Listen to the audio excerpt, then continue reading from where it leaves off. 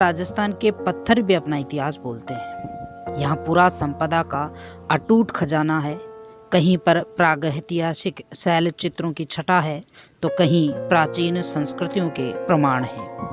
कहीं प्रस्तर प्रतिमाओं का शैल्पिक प्रतिमान तो कहीं शिलालेख के रूप में पाषाणों पर उत्कीर्ण गौरवशाली इतिहास। कहीं समय का ऐतिहासिक बखान करते प्राचीन सिक्के तो कहीं वास्तुकला के उत्कृष्ट प्रतीक उपासना स्थल। भव्य प्रसाद, अभेद दुर्ग एवं जीवंत स्मारकों का संगम आदि राजस्थान के कस्बों, शहरों एवं उजड़ी बस्तियों में देखने को मिलता है। राजस्थान के बारे में ये सोचना गलत होगा कि यहाँ की धरती केवल रण क्षेत्र रही है। सच तो यह है कि यहाँ तलवारों के झंकार के साथ भक्ति और आध्यात्मिकता का मधुर संगीत सुनने को मिलता है। यहाँ लोक परक सांस्कृतिक चेतना अत्यंत गहरी है। मेले एवं त्योहार यहाँ के लोगों के मन में रचे बसे हैं। लोक नृत्य एवं लोक गीत राजस्थानी संस्कृति के संवाहक हैं। राजस्थानी चित्र शैलियों में श्रृंगार सशक्त अभिव्यक्ति हुई है। राजस्थान की यह मरुभूमि प्राचीन सभ्यताओं की जन्मस्थली रही है।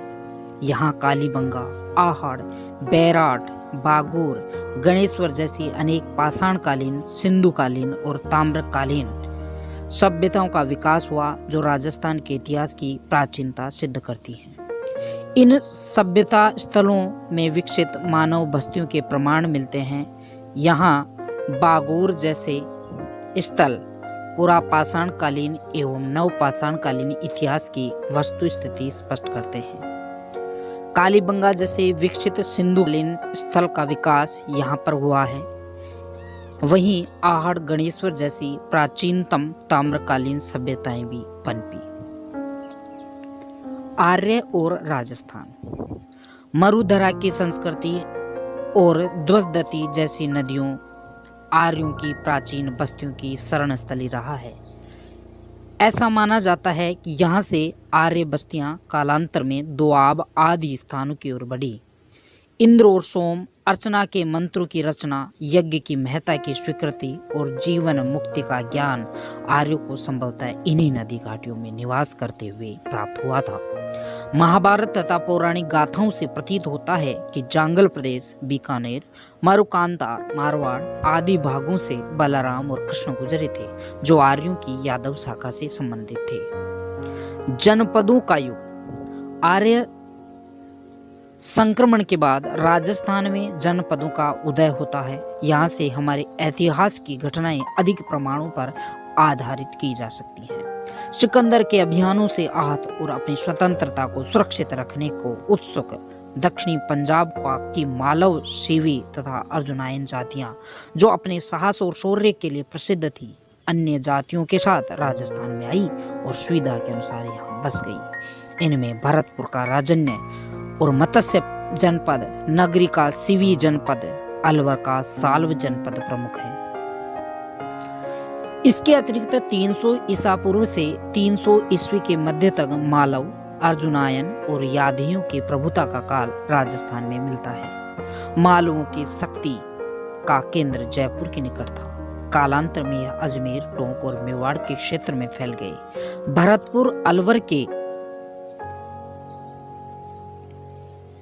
अर्जुनायन अपनी विजयों के लिए प्रसिद्ध रहे। इसी प्रकार राजस्थान के उत्तरी भाग के यौधेयों की शक्तिशाली गणतंत्रीय कबीला था।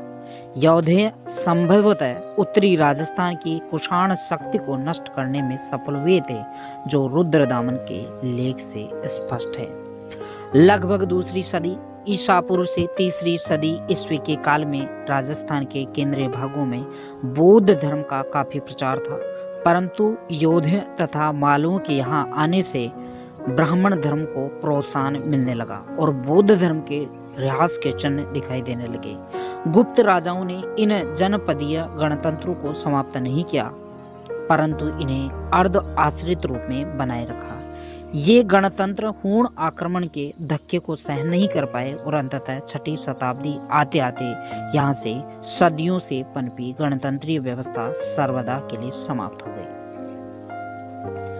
मौर्य और राजस्थान, राजस्थान के कुछ भाग मौर्यों के अधीन या प्रभाव क्षेत्र में थे। अशोक का बैराट का शिलालेख तथा उसके उत्तराधिकारी कुणाल के पुत्र संप्रति द्वारा बनाए गए मंदिर मौर्यों के प्रभाव की पुष्टि करते हैं। कुमारपाल प्रबंध तथा अन्य जैन ग्रंथों से अनुमानित है कि चित्तौड़ का किला व चित्रांग तालाब मौर्य राजा चित्रागंध का बनवाया हुआ था। चित्तौड़ से कुछ दूर मानसरोवर नामक तालाब पर राजा मान का, जो मौर्य वंशी माना जाता है, विक्रम संवत 770 का शिलालेख कर्नल टोड को मिला, जिसमें महेश्वर, भीम, भोज और मान ये 4 नाम क्रमशः दिए हैं। कोटा के निकट कणसवा या कसवा के शिलालेख शिवालय से 795 विक्रम संवत का शिलालेख मिला है, जिसमें मौर्यवंशी राजा धवल का नाम है। इन प्रमाणों से मौर्यों का राजस्थान में अधिकार और प्रभाव स्पष्ट होता है। हर्षवर्धन की मृत्यु के बाद भारत की राजनीतिक एकता पुनः विघटित होने लगी। इस युग में भारत में अनेक नए जनपदों का अभ्युदय हुआ। राजस्थान में भी अनेक राजपूत वंशों ने अपने अपने राज्य स्थापित कर लिए थे। इनमें मारवाड़ के प्रतिहार और राठौड़, मेवाड़ के गुहिल,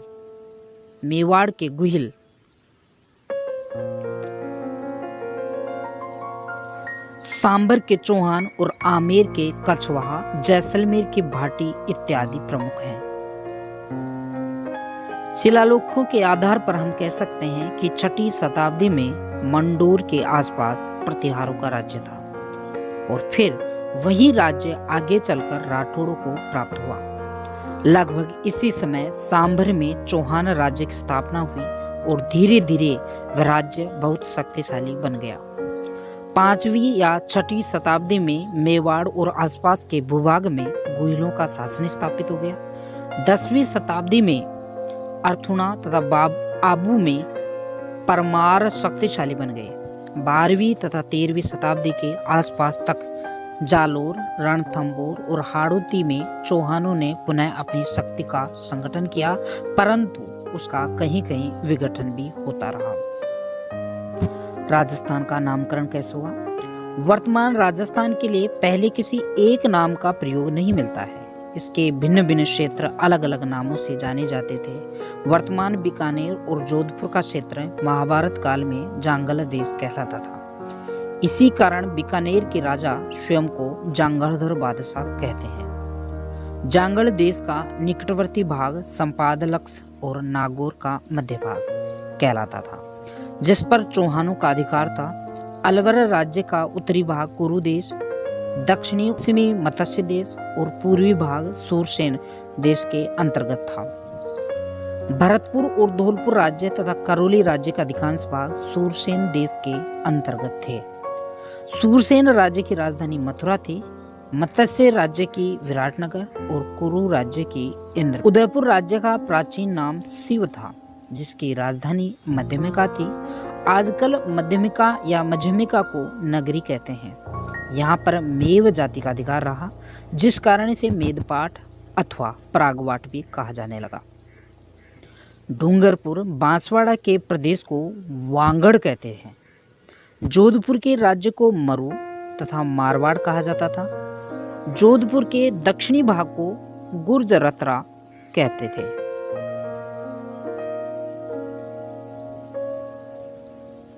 और सिरोही के हिस्से को अर्बुद देश कहा जाता था। जैसलमेर को मांड, कोटा और बूंदी को हाड़ौती पुकारा जाता था। झालावाड़ का दक्षिणी भाग मालव देश के अंतर्गत गिना जाता था। इस प्रकार स्पष्ट है कि जिस भूभाग को आजकल हम राजस्थान कहते हैं, वह किसी विशेष नाम से कभी प्रसिद्ध नहीं रहा। ऐसी मान्यता है कि 1800 ईस्वी में सर्वप्रथम जॉर्ज थॉमस ने इस प्रांत के लिए राजपूताना नाम का प्रयोग किया था। प्रसिद्ध इतिहास लेखक कर्नल जेम्स टोड ने 1829 में अपनी पुस्तक annuls and antiquities of Rajasthan में इस भाग का नाम रायथान अथवा राजस्थान रखा।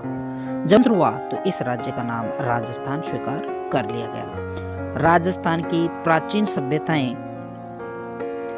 राजस्थान में आदि मानव का प्रादुर्भाव कब और कहाँ हुआ अथवा उसकी क्या क्रियाकलाप थे, इससे संबंधित समसामयिक लिखित इतिहास उपलब्ध नहीं है, परंतु प्राचीन प्रस्तर युग के अवशेष अलवर, अजमेर, चित्तौड़गढ़, भीलवाड़ा, जयपुर, जालोर, पाली, टोंक इत्यादि क्षेत्रों की नदियों और उसकी सहायक नदियों के किनारे से प्राप्त हुए हैं। चित्तौड़ और उसके पूर्व की ओर तो औजारों की उपलब्धि इतनी अधिक है कि ऐसा अनुमान किया जाता है कि यह क्षेत्र इस काल के उपकरणों को बनाने का प्रमुख केंद्र रहा हो। लूणी नदी के तटों से तो प्रारंभिक कालीन उपकरण प्राप्त होते हैं। राजस्थान में मानव विकास की दूसरी सीढ़ी मध्यपाषाण एवं नवीन पाषाण युग है। आज से हजारों वर्षों से पूर्व लगातार इस युग की संस्कृति विकसित होती रही। इस काल के उपकरणों की उपलब्धि पश्चिमी राजस्थान में लूणी तथा उसकी सहायक नदियों की घाटियों व दक्षिणी पूर्वी राजस्थान में चित्तौड़ जिले में बेड़ज और उसकी सहायक नदियों की घाटियों में प्रचुर मात्रा में हुई है। बागोर और तिलवाड़ा के उत्खनन से नवीन पाषाणकालीन तकनीकी उन्नति का अच्छा प्रकाश पड़ा है। इसके अतिरिक्त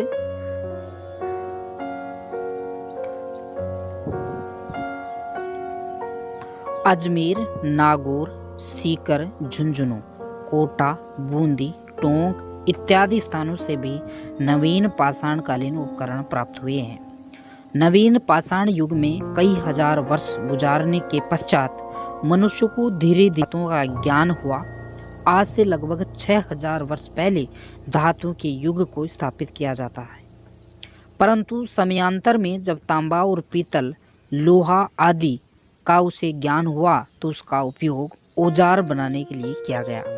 इस प्रकार धातु युग की सबसे बड़ी विशेषता यही रही कि कृषि और शिल्प आदि कार्यों का संपादन मानव के लिए अब अधिक सुगम हो गया और धातु से बने उपकरण से वह अपना कार्य अच्छी तरह से करने लगा। पहला कालीबंगा है। यह राजस्थान यह सभ्यता स्थल वर्तमान हनुमानगढ़ जिले में सरस्वती द्वसदती नदियों के तट पर बसा हुआ था, जो 2400 से 2250 ईसा पूर्व की संस्कृति की उपस्थिति का प्रमाण है। कालीबंगा में मुख्य रूप से नगर योजना के 2 टीले प्राप्त हुए हैं। इसमें पूर्वी टीला नगर टीला है, जहां से साधारण बस्ती के साक्ष्य मिले हैं। पश्चिमी टीला दुर्ग टीला के रूप में है। दोनों टीलों के चारों ओर सुरक्षा प्राचीर बनी हुई है। कालीबंगा से पूर्व हड़प्पाकालीन और उत्तर हड़प्पाकालीन साक्ष्य मिले हैं। पूर्व हड़प्पाकालीन स्थल से जुते हुए खेत के प्रमाण मिले हैं, जो संसार में प्राचीनतम है। पत्थर के अभाव के कारण दीवारें कच्ची ईंटों से बनती थी और इन्हीं ईंटों से मिट्टी से जोड़ा जाता था। व्यक्तिगत और सार्वजनिक नलियों तथा कूड़ा डालने के मिट्टी के बर्तन नगर की सफाई की असाधारण व्यवस्था के अंग थे। वर्तमान में यहाँ घग्गर नदी बहती है, जो प्राचीन काल में सरस्वती के नाम से जानी जाती थी।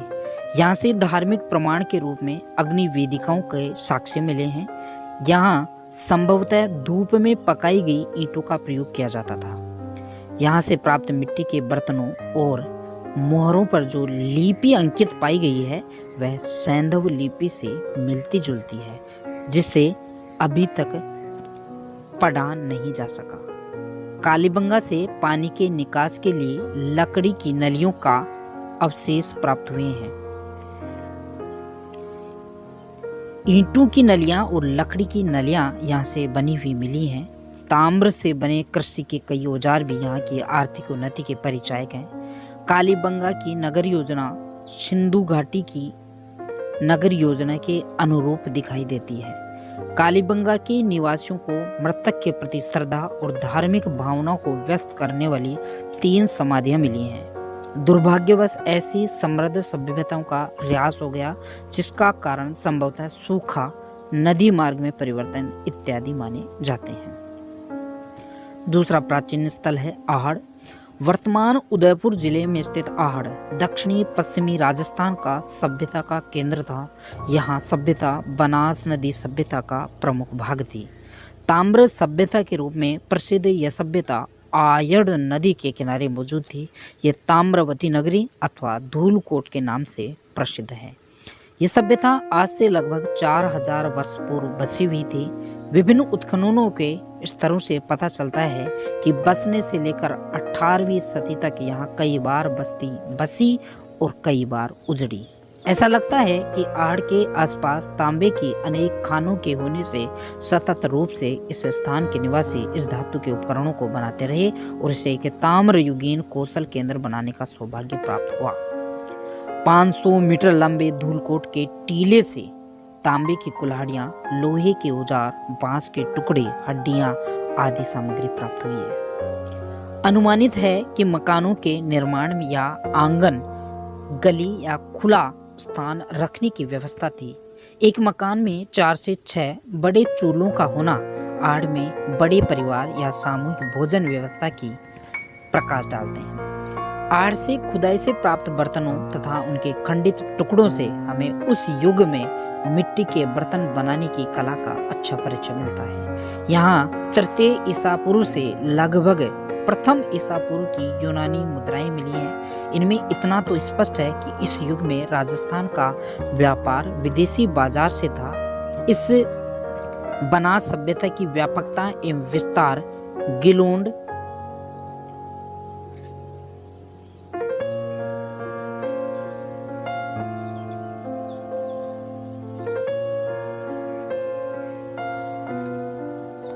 बागोर तथा अन्य आसपास के स्थानों से प्रमाणित होता है। इसका संपर्क नवदा टोली, हड़प्पा, नागदा, एरन, कायथा आदि भागों की प्राचीन सभ्यता से भी था, जो यहाँ से प्राप्त काले एवं लाल मिट्टी के बर्तनों के आकार, उत्पादन व कौशल की समानता से निर्दिष्ट होता है। बैराट वर्तमान जयपुर जिले में स्थित बैराट का महाभारत कालीन मत्स्य जनपद की राजधानी विराट नगर से समीकरण किया जाता है। यहाँ की पुरातात्विक पहाड़ियों के रूप में बीजक डूंगरी, भीम डूंगरी, मोती डूंगरी इत्यादि विख्यात हैं। यहाँ की बीजक डूंगरी से कैप्टन बर्ट ने अशोक का भाब्रू शिलालेख खोजा था। इसके अतिरिक्त यहाँ से बौद्ध स्तूप, बौद्ध मंदिर और अशोक स्तंभ के साक्ष्य मिले हैं। ये सभी अवशेष मौर्य युगीन है। ऐसा माना जाता है कि हूण आक्रांता मीरकुल ने बैराट का विध्वंस कर दिया था। चीनी यात्री युआन च्वांग ने भी अपने यात्रा वृतांत में बैराट का उल्लेख किया है। सभ्यता के अन्य प्रमुख केंद्र कौन कौन से? पाषाण कालीन सभ्यता के केंद्र बागोर से भारत में पशुपालन के प्राचीनतम साक्ष्य मिले हैं। ताम्र युगीन सभ्यता के 2 बृहद समूह सरस्वती तथा बनास नदी के कांटे में पनपे थे, जिनका वर्णन ऊपर के पृष्ठों में किया गया है। इसी प्रकार राजस्थान के अन्य कई महत्वपूर्ण केंद्र रहे हैं जो इस युग के वैभव की दुहाई दे रहे हैं। गणेश्वर, खेतड़ी, दरीबा, ओजियाना, कुराड़ा आदि से प्राप्त ताम्र और ताम्र उपकरणों का उपयोग अधिकांश राजस्थान के अतिरिक्त हड़प्पा, मोहनजोदड़ो, रोपड़ आदि से भी होता था। सुनारी, ईसवाल, जोधपुरा, रेड इत्यादि स्थलों से लोह युगीन सभ्यता के अवशेष मिले हैं। अतः सरस्वती, द्वसदती, बनास, बेड़च, आहड़, लूणी इत्यादि नदियों की उपत्यकाओं में दबी पड़ी कालीबंगा, आहड़, बागोर, गिलोंड, गणेश्वर आदि बस्तियों से मिली प्राचीन वस्तुओं से एक विकसित और व्यापक संस्कृति का पता लगा है। ये सभ्यताएं न केवल स्थानीय सभ्यता का प्रतिनिधित्व करती हैं, अपितु चित्रकला, भांड शिल्प तथा धातु संबंधी तकनीकी कौशल में पश्चिमी एशिया, इराक, अफ्रीका आदि देशों की प्राचीन सभ्यताओं के संपर्क में थी। पूर्व मध्यकालीन राजस्थान इस काल की सबसे महत्वपूर्ण घटना युद्ध प्रिय राजपूत जाति का उदय एवं राजपूत राज्यों की स्थापना है। गुप्तों के पतन के बाद केंद्रीय शक्ति का अभाव उत्तरी भारत में एक प्रकार से अर्थव्यवस्था का कारण बना, अव्यवस्था का कारण बना। राजस्थान की गणतंत्र जातियों ने उत्तरी गुप्तों की कमजोरियों का लाभ उठाकर स्वयं को स्वतंत्र कर लिया। यह वह समय था जब भारत पर पूर्ण आक्रमण हो रहे थे। हूण नेता मिहिर कुल ने अपने भयंकर आक्रमण से राजस्थान को बड़ी क्षति पहुंचाई और बिखरी हुई गणतंत्रीय व्यवस्था को जर्जरित कर दिया। परंतु मालवा के यशोवर्मन ने हूणों को लगभग 530 ईस्वी में परास्त करने में सफलता प्राप्त की। इधर राजस्थान में यशोवर्मन के अधिकारियों और राजस्थानी कहलाते थे। अपने अपने क्षेत्र में स्वतंत्र होने की चेष्टा कर रहे थे। किसी भी केंद्रीय शक्ति का न होना इनकी प्रवृत्ति के लिए सहायक बन गया। लगभग इसी समय उत्तरी भारत में हर्षवर्धन का उदय हुआ।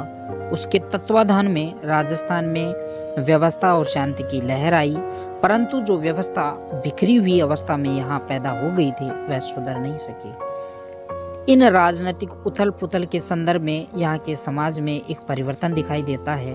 राजस्थान में दूसरी सदी ईसा पूर्व से 6ठी सदी तक विदेशी जातियां आती रही और यहाँ के स्थानीय समूह उनका मुकाबला करते रहे, परंतु कालांतर में इन विदेशी आक्रमणकारियों की पराजय हुई, इसे गए और कई यहाँ बस गए। जो शक या हूण यहाँ बचे रहे उनका यहाँ की शस्त्रोपजीवी जातियों के साथ निकट संपर्क स्थापित होता गया और अंततोगत्वा 6ठी शताब्दी तक स्थानीय और विदेशी योद्धाओं का भेद जाता रहा।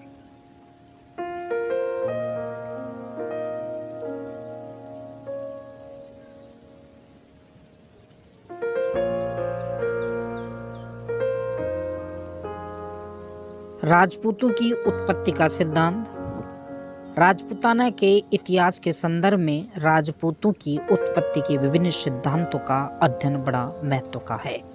राजपूतों का विशुद्ध जाति से उत्पन्न होने के मत को बल देने के लिए उनको अग्निवंशीय बताया गया है। इस मत का प्रथम सूत्रपात चंद्रबरदाई के प्रसिद्ध ग्रंथ पृथ्वीराज रासो से होता है। इसके अनुसार राजपूतों के 4 वंश प्रतिहार, परमार, चालुक्य और चौहान ऋषि वशिष्ठ के यज्ञ कुंड से राक्षसों के संहार के लिए उत्पन्न किए गए। इस कथानक का प्रचार 16वीं से 18वीं सदी तक भाटों द्वारा खूब होता रहा। मनोत नैणसी और सूर्यमल मिश्र ने तो इस आधार को लेकर उसको और बढ़ावे के साथ लिखा, परंतु वास्तव में अग्निवंशीय सिद्धांत पर विश्वास करना उचित नहीं है, क्योंकि संपूर्ण कथानक बनावटी और अव्यवहारिक है। ऐसा प्रतीत होता है कि चंद्रबरदाई ऋषि वशिष्ठ द्वारा अग्नि से इन वंशों की उत्पत्ति से यह अभिव्यक्त करता है कि जब विदेशी सत्ता से संघर्ष करने की आवश्यकता हुई तो इन 4 वंशों के राजपूतों ने शत्रुओं से मुकाबला हेतु स्वयं को सजग कर लिया। गौरीशंकर, हीराचंद ओझा, सीवी वैद, दशरथ शर्मा, ईश्वरी प्रसाद इत्यादि इतिहासकारों ने इस मत को निराधार बताया है। गौरीशंकर हीराचंद ओझा राजपूतों को सूर्यवंशीय और चंद्रवंशीय बताते हैं। अपने मत की पुष्टि के लिए उन्होंने कई शिलालेख और साहित्यिक ग्रंथों के प्रमाण दिए हैं, जिनके आधार पर उनकी मान्यता है कि राजपूत प्राचीन क्षत्रियों के वंशज हैं। राजपूतों की उत्पत्ति से संबंधित यही मत सर्वाधिक लोकप्रिय है। राजपूताना के प्रसिद्ध इतिहासकार कर्नल जेम्स टोड ने राजपूतों को शक और शीथियन बताया है। इसके प्रमाण में उनके बहुत से प्रचलित रीति रिवाजों को, जो शक जाति के रिवाजों से समानता रखते थे, उल्लेख किया है कि ऐसे रिवाजों में सूर्य पूजा, सती प्रथा प्रचलन, अश्वमेघ यज्ञ, मद्यपान, शस्त्रों और घोड़ों की पूजा इत्यादि है।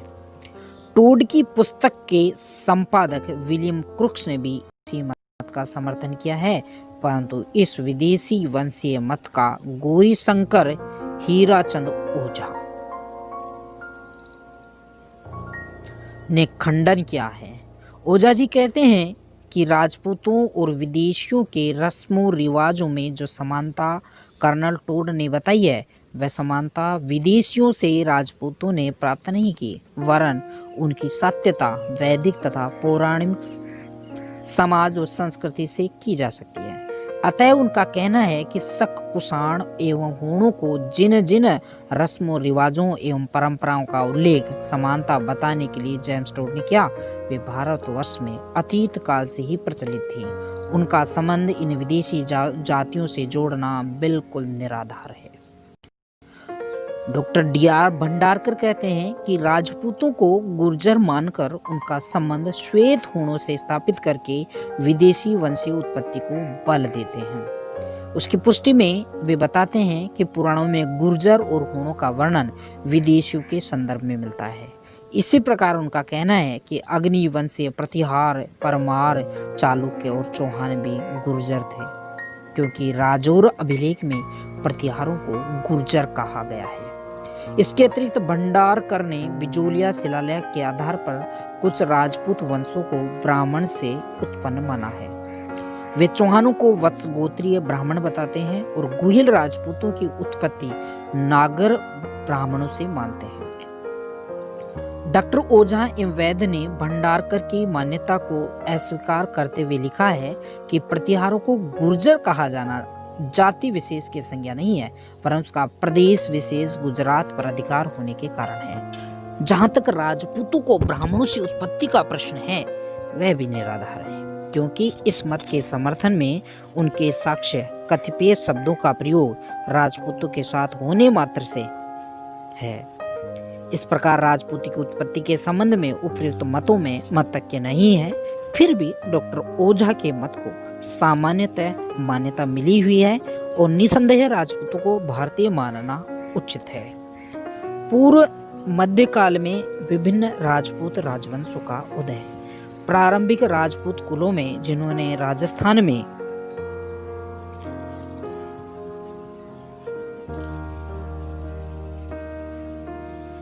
अपने अपने राज्य स्थापित किए थे, उनमें मेवाड़ के गुहिल, मारवाड़ के गुर्जर प्रतिहार और राठौड़, सांबर के चौहान, आबू के परमार, आमेर के कछवाहा और जैसलमेर के भाटी आदि प्रमुख थे। मेवाड़ के गुहिल, इस वंश का आदि पुरुष गुहिल था। इस कारण इस वंश के राजपूत जहां जहां जाकर बसे, उन्होंने स्वयं को गुहिल वंशीय कहा। गौरी शंकर हीराचंद ओझा गुहिलों को विशुद्ध सूर्यवंशीय मानते हैं, जबकि डी.आर. भंडारकर के अनुसार मेवाड़ के राजा ब्राह्मण थे। गुहिल के बाद मान्य प्राप्त शासकों में बापा का नाम उल्लेखनीय है, जिनको बापा रावल भी कहा जाता है, जो मेवाड़ के इतिहास में एक महत्वपूर्ण स्थान रखते हैं। डॉक्टर ओझा के अनुसार बापा इसका नाम न होकर कालभोज की उपाधि थी। बापा का एक सोने का सिक्का भी मिला है जो 115 ग्रेन का था। अलट, जिसे ख्यातों में आलू रावल कहा गया है, 10वीं सदी में के लगभग मेवाड़ का शासक बना। उसने हूण राजकुमारी हरिया देवी से विवाह किया तथा उसके समय में आहड़ में वराह मंदिर का निर्माण कराया गया था। आहड़ से पूर्व गुहिल वंश की गतिविधियों का प्रमुख केंद्र नागदा था। गुहिलों ने 13वीं सदी के प्रारंभिक काल तक मेवाड़ में कई उथल पुथल के बावजूद भी अपने कुल परंपरागत राज्य को बनाए रखा। मारवाड़ के गुर्जर प्रतिहारों द्वारा अपने राज्य की स्थापना सर्वप्रथम राजस्थान में की गई थी, ऐसा अनुमान लगाया जाता है। जोधपुर के शिलालेख से प्रमाणित होता है कि प्रतिहारों का अधिवासन मारवाड़ में लगभग 6वीं शताब्दी के द्वितीय चरण में हो चुका था। चूंकि उस समय राजस्थान का यह भाग गुर्जरातरा कहलाता था, इसलिए चीनी यात्री युआन च्वांग ने गुर्जर राज्य की राजधानी का नाम पीलोमोतो या भीनमाल या बाड़मेर बताया है।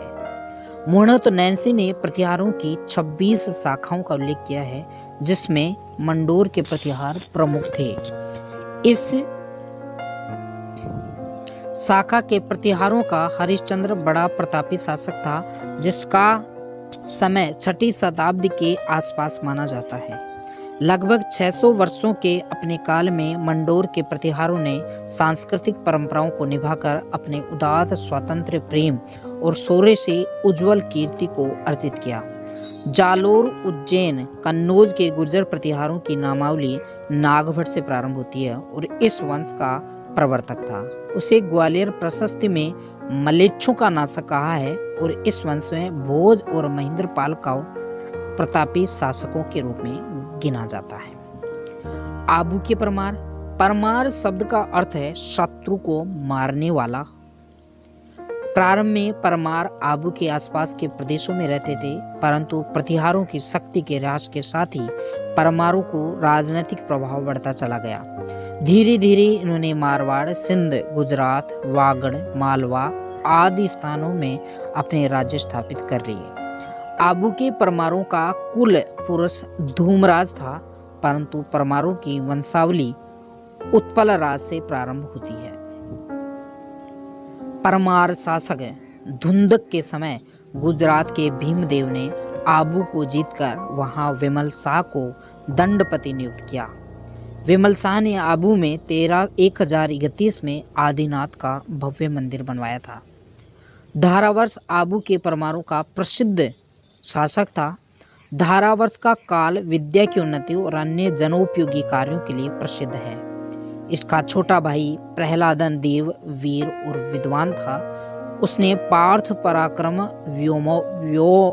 व्यायोग नामक नाटक लिखकर तथा अपने नाम से प्रहलादपुर पालनपुर नामक नगर बसाकर परमारों के साहित्यिक और सांस्कृतिक स्तर को ऊंचा उठाया। धारावर्ष के पुत्र सोम सिंह के समय में जो गुजरात के सोलंकी राजा भीमदेव द्वितीय का सामंत था, वास्तुपाल के छोटे भाई तेजपाल ने आबू के देलवाड़ा मंदिर में लोणावत साई नामक नेमिनाथ मंदिर का निर्माण करवाया था। मालवा के भोज परमार ने चित्तौड़ में त्रिभुवन नारायण मंदिर बनाकर अपनी कला के प्रति रुचि को व्यक्त किया। वागड़ के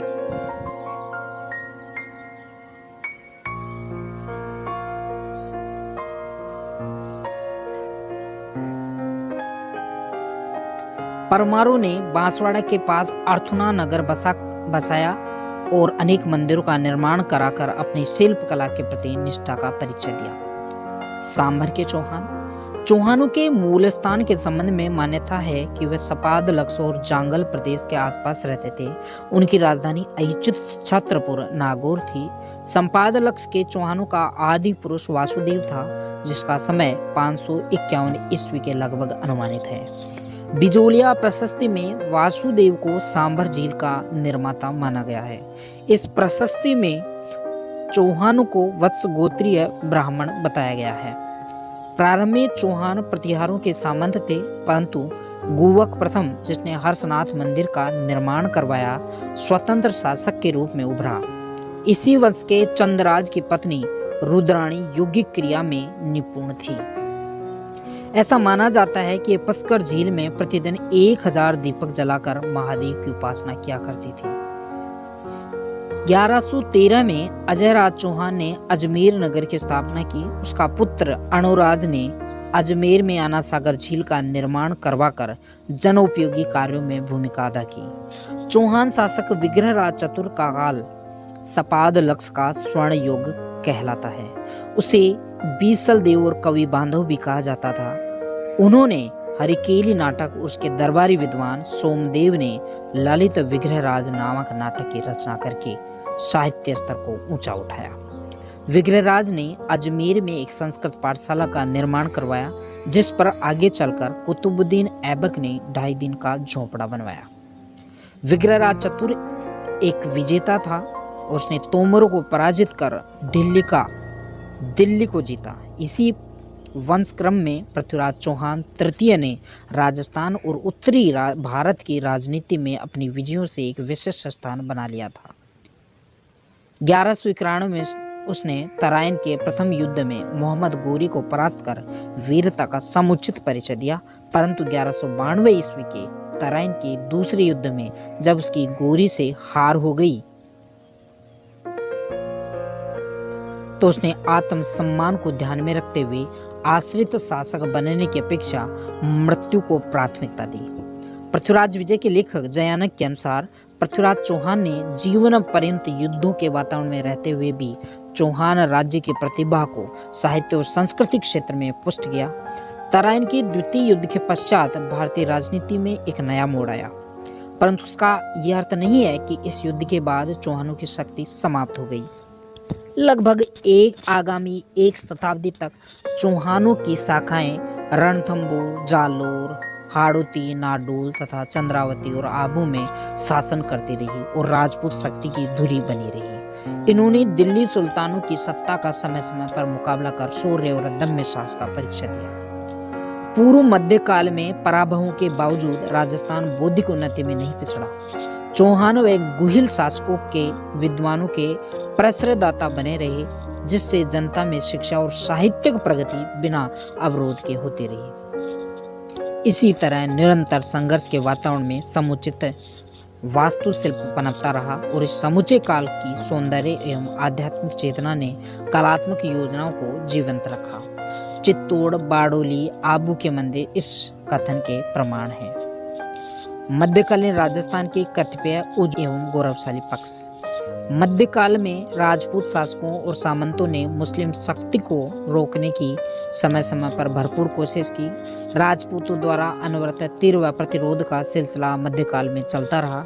सत्ता संघर्ष में राजपूत निर्णायक लड़ाई नहीं जीत सके। इसका प्रमुख कारण राजपूतों में असाधारण आपसी सहयोग का भाव, युद्ध लड़ने की कमजोरी, रणनीति और सामंतवाद था।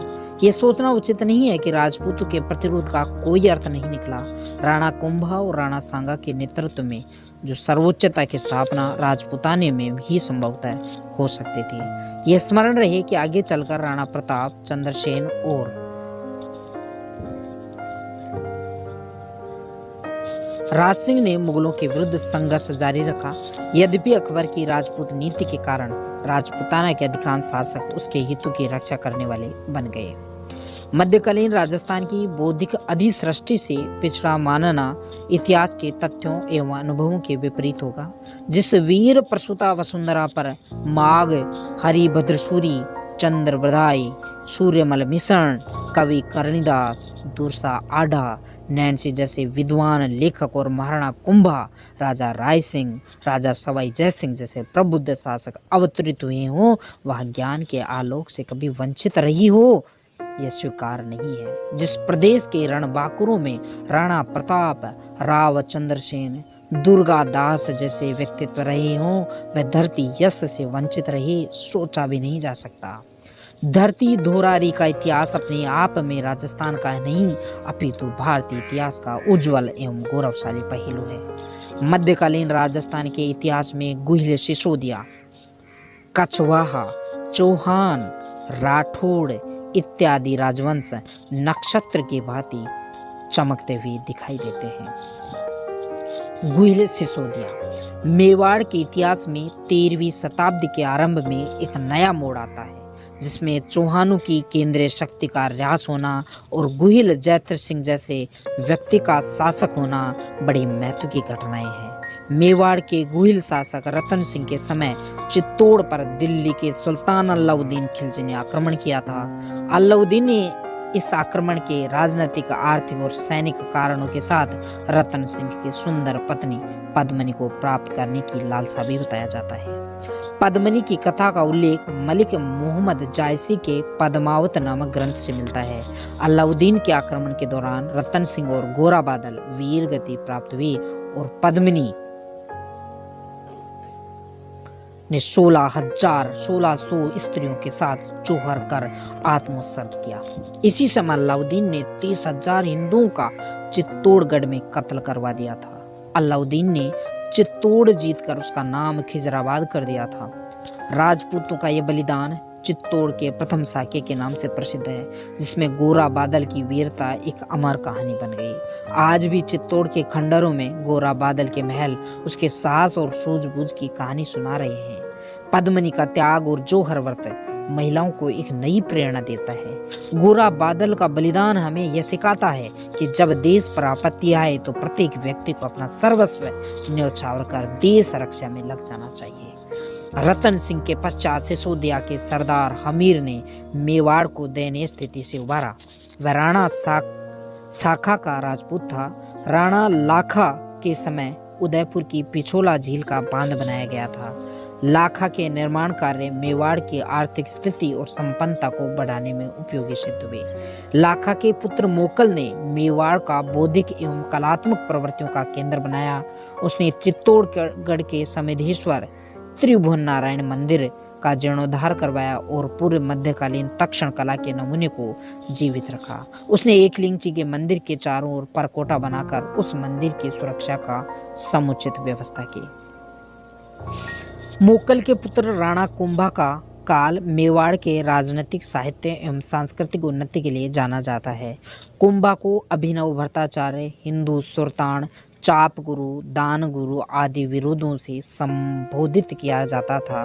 राणा कुंभा ने 1437 में सारंगपुर के युद्ध में मालवा के सुल्तान महमूद खलजी को पराजित किया था। इस विजय के उपलक्ष्य में कुंभा ने अपने आराध्य देव विष्णु के निर्मित चित्तौड़गढ़ में 9 मंजिला भवन कीर्ति स्तंभ का निर्माण करवाया।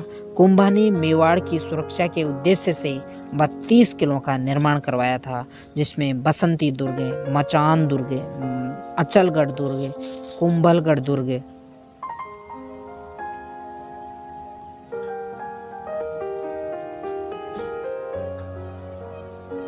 प्रमुख हैं। कुंभलगढ़ दुर्ग का सबसे ऊंचा भाग कटारगढ़ कहलाता है।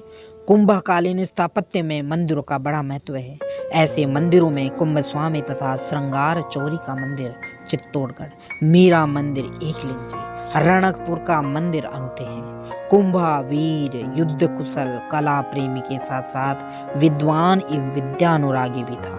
एकलिंग महात्म्य से ज्ञात होता है कि कुंभा वेद, स्मृति, मीमांसा, उपनिषद, व्याकरण, साहित्य, राजनीति में बड़ा निपुण था। संगीत राज, संगीत मीमांसा एवं सूड प्रबंध कुंभा द्वारा रचित संगीत ग्रंथ थे। कुंभा ने चंडी शतक की व्याख्या, गीत गोविंद की रसिक प्रिया टीका और संगीत रत्नाकर की टीका लिखी थी। कुंभा का दरबार विद्वानों की शरण स्थली था। उसके दरबार में मंडन, कवि अत्रि और महेश, कानाव्यास इत्यादि थे। अत्रि और महेश ने कीर्ति स्तंभ प्रशस्ति की रचना की और कानाव्यास ने एकलिंग महात्म्य नामक ग्रंथ की रचना की। इस प्रकार कुंभा के काल में मेवाड़ सर्वोन्मुखी उन्नति पर पहुंच गया था। मेवाड़ के वीरों में राणा सांगा का अद्वितीय स्थान है। सांगा ने गांगरून के युद्ध में मालवा के महमूद खलजी द्वितीय और खातौली के युद्ध में दिल्ली के सुल्तान इब्राहिम लोदी को पराजित कर अपनी सैनिक योग्यता का परिचय दिया। सांगा भारतीय इतिहास में हिंदूपत के नाम से विख्यात है। राणा सांगा खानवा के मैदान में राजपूतों का एक संघ बनाकर बाबर के विरुद्ध लड़ने आया था, परंतु पराजित हुआ। बाबर के श्रेष्ठ नेतृत्व एवं तोपखाने के कारण सांगा की पराजय हुई। खानवा का युद्ध 17 मार्च 1527 को जो हुआ, उसके परिणाम की दृष्टि से बड़ा महत्वपूर्ण रहा। इससे राजसत्ता राजपूतों के हाथों से निकलकर मुगलों के हाथ में आ गई। यहीं से उत्तरी भारत का राजनीतिक संबंध मध्य एशियाई देशों से पुनः स्थापित हो गया। राणा सांगा अंतिम हिंदू शासक था, जिसके सेनापतित्व में सब राजपूत जातियां विदेशियों को भारत में निकालने के लिए सम्मिलित हुई। सांगा ने अपने देश के गौरव रक्षा में एक आंख, एक हाथ, एक टांग गंवा दी थी। इसके अतिरिक्त उसके शरीर के विभिन्न भागों में 80 तलवार के घाव थे। सांगा ने अपने चरित्र और आत्मबल से उस जमाने में इस बात को पुष्ट कर दिया था कि उच्च पद एवं चतुराई की अपेक्षा स्वदेश रक्षा और मानव धर्म का पालन करने की क्षमता का अधिक महत्व है। सांगा के पुत्र विक्रमादित्य के राजत्व काल में गुजरात के बहादुर शाह ने चित्तौड़ पर 2 आक्रमण किए, जिसमें मेवाड़ को जन और धन की हानि उठानी पड़ी। इस आक्रमण के दौरान विक्रमादित्य की मां और सांगा की पत्नी हाड़ी कर्मावती ने हुमायूं के पास राखी भेजकर सहायता मांगी, परंतु इस समय की सहायता न मिलने से कर्मावती ने जौहर व्रत का पालन किया। कुंवर पृथ्वीराज के अनौरस पुत्र रणवीर ने अवसर पाकर विक्रमादित्य की हत्या कर दी। वह विक्रमादित्य के दूसरे भाई उदय सिंह को भी मारकर निश्चिंत होकर राज्य भोगना चाहता था, परंतु पन्नाधाय ने अपने पुत्र चंदन की मृत्यु शैया पर लिटाकर उदय सिंह को बचा लिया और चित्तौड़गढ़ से निकलकर कुंभलगढ़ पहुंचा दिया। इस प्रकार पन्नाधाय ने देश प्रेम हेतु त्याग का अनूठा उदाहरण प्रस्तुत किया, जिसका गान भारतीय इतिहास में सदियों तक होता रहेगा। महाराणा उदय सिंह ने 1559 में उदयपुर की स्थापना की थी। इसके समय 1567-68 में अकबर ने चित्तौड़ पर आक्रमण किया था, परंतु कहा जाता है कि अपने मंत्रियों की सलाह पर उदय सिंह चित्तौड़ की रक्षा का भार जयमल मेड़तिया और पत्ता सिसोदिया को सौंपकर गिरवा की पहाड़ियों में चला गया। इतिहास लेखकों ने इसे उदय सिंह की कायरता बताया है।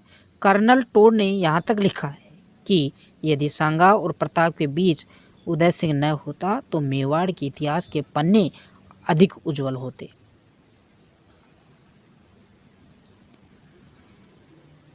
परंतु डॉक्टर गोपीनाथ शर्मा की राय में उदय सिंह को कायर या देशद्रोही कभी नहीं कहा जा सकता, क्योंकि उसने बणवीर, मालदेव, हाजी का पठान आदि के विरुद्ध युद्ध लड़कर अपने अदम्य साहस और शौर्य का परिचय दिया था। अकबर के लड़ते हुए जयमल और पत्ता वीर गति को प्राप्त हुए थे और अकबर ने चित्तौड़ में 3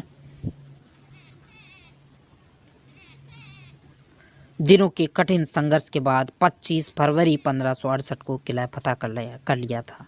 अकबर द्वारा यहाँ कराए गए नरसंहार से आज भी उसका नाम कलंकित है। अकबर जयमल और पत्ता की वीरता से इतना मुग्ध हुआ कि उसने आगरा के किले के द्वार पर उन दोनों वीरों की पाषाण मूर्तियां बनवाकर लगवा दी थी। उदय सिंह के पुत्र महाराणा प्रताप का जन्म 9 मई 1540 को कटारगढ़, जिसे कुंभलगढ़ भी कहते हैं, में हुआ था।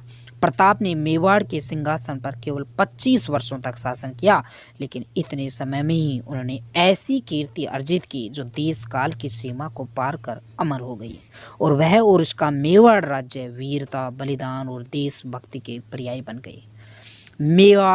प्रताप को पहाड़ी भाग में कीका कहा जाता था, जो स्थानीय भाषा में छोटे बच्चे का सूचक है। अकबर ने प्रताप की अधीनता में लाने के अनेक प्रयास किए, परंतु निष्फल रहे। जहां भारत के तथा राजस्थान के अधिकांश नरेशों ने अकबर की अधीनता स्वीकार कर ली थी, प्रताप ने वैभव के प्रलोभन को ठुकराकर राजनीतिक मंच पर अपनी कर्तव्य परायणता के उत्तरदायित्व को बड़े साहस से निभाया। उसने अपनी निष्ठा और दृढ़ता से अपने सैनिकों को कर्तव्य बोध, प्रजा और आशावादी और शत्रु को भयभीत रखा। अकबर मेवाड़ की स्वतंत्रता समाप्त करने पर तुला हुआ था और प्रताप उसकी रक्षा के लिए दोनों ही मनोवृत्तियां और भावनाओं को मेल न होना ही हल्दी घाटी का युद्ध 18 जून 1576 का कारण बना। अकबर के प्रतिनिधि मान सिंह और महाराणा प्रताप के मध्य ऐतिहासिक हल्दी घाटी जिला राजसमंद का युद्ध लड़ा गया, परंतु इसमें मान सिंह प्रताप को मारने अथवा बंदी बनाने में असफल रहा। वही प्रताप ने प्रिय घोड़े चेतक की पीठ पर बैठकर मुगलों को ऐसा छकाया कि वे अपने पिंड छुड़ाकर मेवाड़ से भाग निकले। यदि हम इस युद्ध के परिणामों को गहराई से देखते हैं तो पाते हैं कि पार्थिव विजय तो मुगलों को मिली, परंतु यह विजय पराजय से बढ़कर थी। इतिहासकार डॉक्टर के.एस. गुप्ता की इस संदर्भ में टिप्पणी है कि परिस्थितियां परिणाम को देखते हुए यह कहा जा सकता है कि हल्दी घाटी युद्ध में अकबर विजय श्री प्राप्त न कर सका। महाराणा प्रताप को विपत्ति काल में अपने मंत्री भामाशा से सुरक्षित संपत्ति लाकर समर्पित कर दी थी। इस कारण भामाशा को दानवीर और मेवाड़ का उद्धारक कहा जाता है। राणा प्रताप ने 1582 में दिवेर के युद्ध में अकबर के प्रतिनिधि सुल्तान खां को मारकर वीरता का प्रदर्शन किया। प्रताप ने अपने जीवन काल में चित्तौड़ और मांडरगढ़ के अतिरिक्त मेवाड़ के अधिकांश हिस्सों पर पुनर्धिकार कर लिया। प्रताप ने विभिन्न समय में कुंभलगढ़ और चावंड को अपनी राजधानियां बनाया। प्रताप के संबंध में कर्नल जेम्स टोड का कथन है कि अकबर की उच्च महत्वाकांक्षा, शासन निपुणता और असीम साधन, ये सब बातें दृढ़ चित्त महाराणा प्रताप की अदम्य वीरता, कीर्ति को उज्ज्वल रखने वाले दृढ़ साहस और कर्मठता को दबाने में पर्याप्त न थी। अरावली में कोई ऐसी घाटी नहीं जो प्रताप के किसी न किसी वीर कार्य, उज्ज्वल विजय और से अधिक कीर्ति युक्त पराजय से पवित्र न हुई हो। हल्दी घाटी मेवाड़ की थर्मोपल्ली और दिवेर मेवाड़ का मैराथन है। अतएव स्वतंत्रता का महान स्तंभ, सद्कार्यों का समर्थक और नैतिक आचरण का पुजारी होने के कारण आज भी प्रताप का नाम भारतीयों के लिए आशा का बादल है और ज्योति का स्तंभ है। स्वतंत्रता आंदोलन के दौरान महाराणा प्रताप देशभक्तों के लिए स्वतंत्रता का पुंज बने रहे। प्रताप 19 जनवरी 1597 के पश्चात उसके पुत्र अमर सिंह ने मेवाड़ की बिगड़ी हुई व्यवस्था को सुधारने के लिए मुगलों से संधि करना श्रेयस्कर माना। अमर सिंह ने 1615 में जहांगीर के प्रतिनिधि पुत्र खुर्रम के पास संधि का प्रस्ताव भेजा, जिसे जहांगीर ने स्वीकार कर लिया। अमर सिंह मुगलों से संधि करने वाला मेवाड़ का प्रथम शासक था। संधि में कहा गया कि राणा अमर सिंह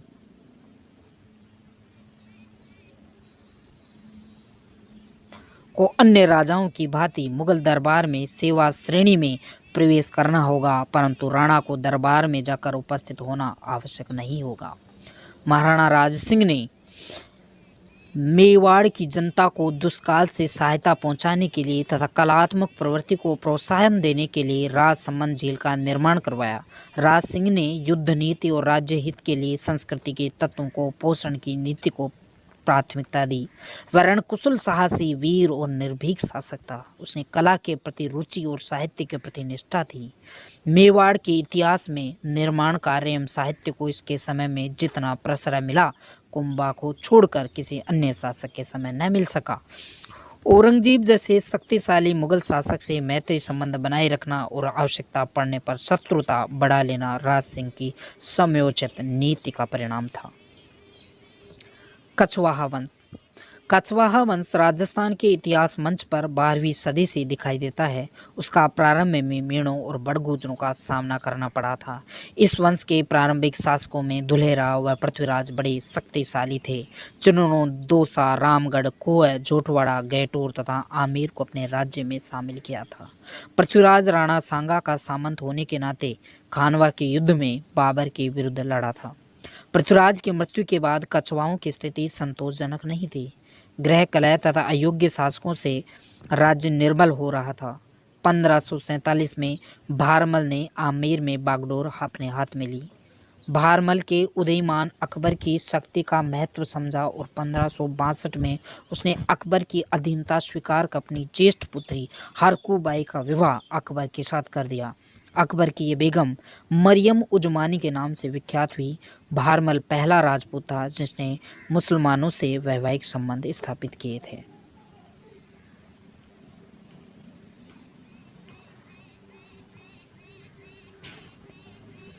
भारमल के पश्चात कछवाहा शासक मानसिंह अकबर के दरबार का योग्य सेनापति था। रणथंभौर के 1569 के आक्रमण के समय मानसिंह और उसके पिता भगवनदास अकबर के साथ थे। मानसिंह को अकबर ने काबुल, बिहार और बंगाल का सूबेदार नियुक्त किया था। वह अकबर के नवरत्नों में शामिल था और उसे अकबर ने 7000 का मनसब प्रदान किया था। मानसिंह ने आमेर में शिलादेवी मंदिर, जगत शिरोमणि मंदिर इत्यादि का निर्माण करवाया था। इसके समय में दादू दयाल की वाणी की रचना भी की गई थी। मानसिंह के पश्चात मिर्जा राजा जय सिंह महत्वपूर्ण थे, जिसने 46 वर्षों तक शासन किया। इस दौरान उसे जहांगीर, शाहजहां और औरंगजेब की सेवा में रहने का अवसर प्राप्त हुआ। उसे शाहजहां ने मिर्जा राजा की उपाधि प्रदान की। औरंगजेब ने मिर्जा राजा जयसिंह को मराठों के विरुद्ध दक्षिणी भारत में नियुक्त किया था। जयसिंह ने पुरंदर की संधि में शिवाजी को पराजित कर मुगलों की संधि के लिए बाध्य किया। 11 जून 1665 को शिवाजी और जयसिंह के मध्य पुरंदर की संधि हुई, जिसके अनुसार आवश्यकता पड़ने पर शिवाजी ने मुगलों की सेवा में उपस्थित होने का वचन दिया। इस प्रकार पुरंदर की संधि जयसिंह की राजनीतिक दूरदर्शिता का एक सफल परिणाम थी। जयसिंह के बनाए आमेर के महल तथा जयगढ़ और औरंगाबाद में जयसिंहपुरी उसकी वास्तुकला के प्रति रुचि को प्रदर्शित करते हैं। इसके दरबार में हिंदी का प्रसिद्ध कवि बिहारीमल था। कछवाहा शासकों में सवाई जयसिंह द्वितीय 1700 से 1743 का अद्वितीय स्थान है। वह राजनीतिज्ञ, कूटनीतिज्ञ, खगोलविद, विद्वान एवं साहित्यकार एवं कला का पारखी था। वह मालवा का मुगल सूबेदार रहा था। जयसिंह ने मुगल प्रतिनिधि के रूप में बदन सिंह के सहयोग से जाटों का दमन किया। सवाई जयसिंह ने राजपूताना में अपनी स्थिति मजबूत करने एवं मराठों को मुकाबला करने के उद्देश्य से 17 जुलाई 1734 को हुरड़ा, जो भीलवाड़ा में है, राजपूत राजाओं के सम्मेलन आयोजित किया। इसमें जयपुर,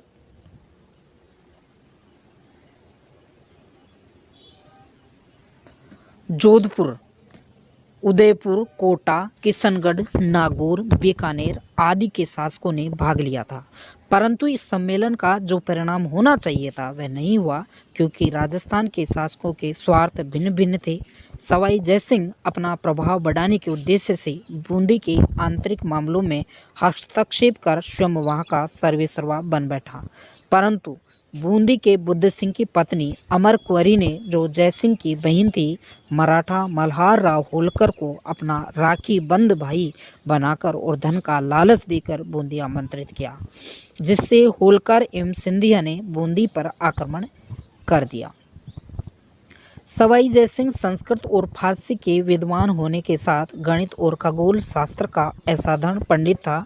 उसने 1725 में नक्षत्रों की शुद्ध सारणी बनाई और उसका नाम तात्कालिक मुगल सम्राट के नाम पर जीज मोहम्मद शाही नाम रखा। उसने जयसिंह कारिका नामक प्रसिद्ध ग्रंथ की रचना की और सवाई जयसिंह की महान देन जयपुर है, जिसकी उसने 1727 में स्थापना की। जयपुर का वास्तुकार विद्याधर भट्टाचार्य था। नगर निर्माण के विचार से यह नगर भारत और यूरोप में अपने ढंग का अनूठा है, जिसकी समकालीन एवं वर्तमानकालीन विदेशी मंत्रियों ने मुक्त कंठ से प्रशंसा की है। जयपुर में जयसिंह ने सुदर्शनगढ़ नाहरगढ़ किले का निर्माण करवाया और जयगढ़ किले में जयबाण नामक तोप बनवाई। उसने दिल्ली, जयपुर, उज्जैन, मथुरा एवं बनारस में 5 शोर वेधशालाएं, जिनको जंतर मंतर भी कहा जाता है, का निर्माण करवाया, जो ग्रह नक्षत्र आदि की गति को सही तौर से जानने के लिए बनवाई गई थी। जयपुर के जंतर मंतर में सवाई जयसिंह द्वारा निर्मित सूर्य घड़ी है, जिसे सम्राट यंत्र के नाम से जाना जाता है, जिसे दुनिया की सबसे बड़ी सूर्य घड़ी के रूप में प्रसिद्धि प्राप्त है। धर्म रक्षक होने के नाते उसने वाजपेयी, सूर्य आदि यज्ञों का आयोजन किया।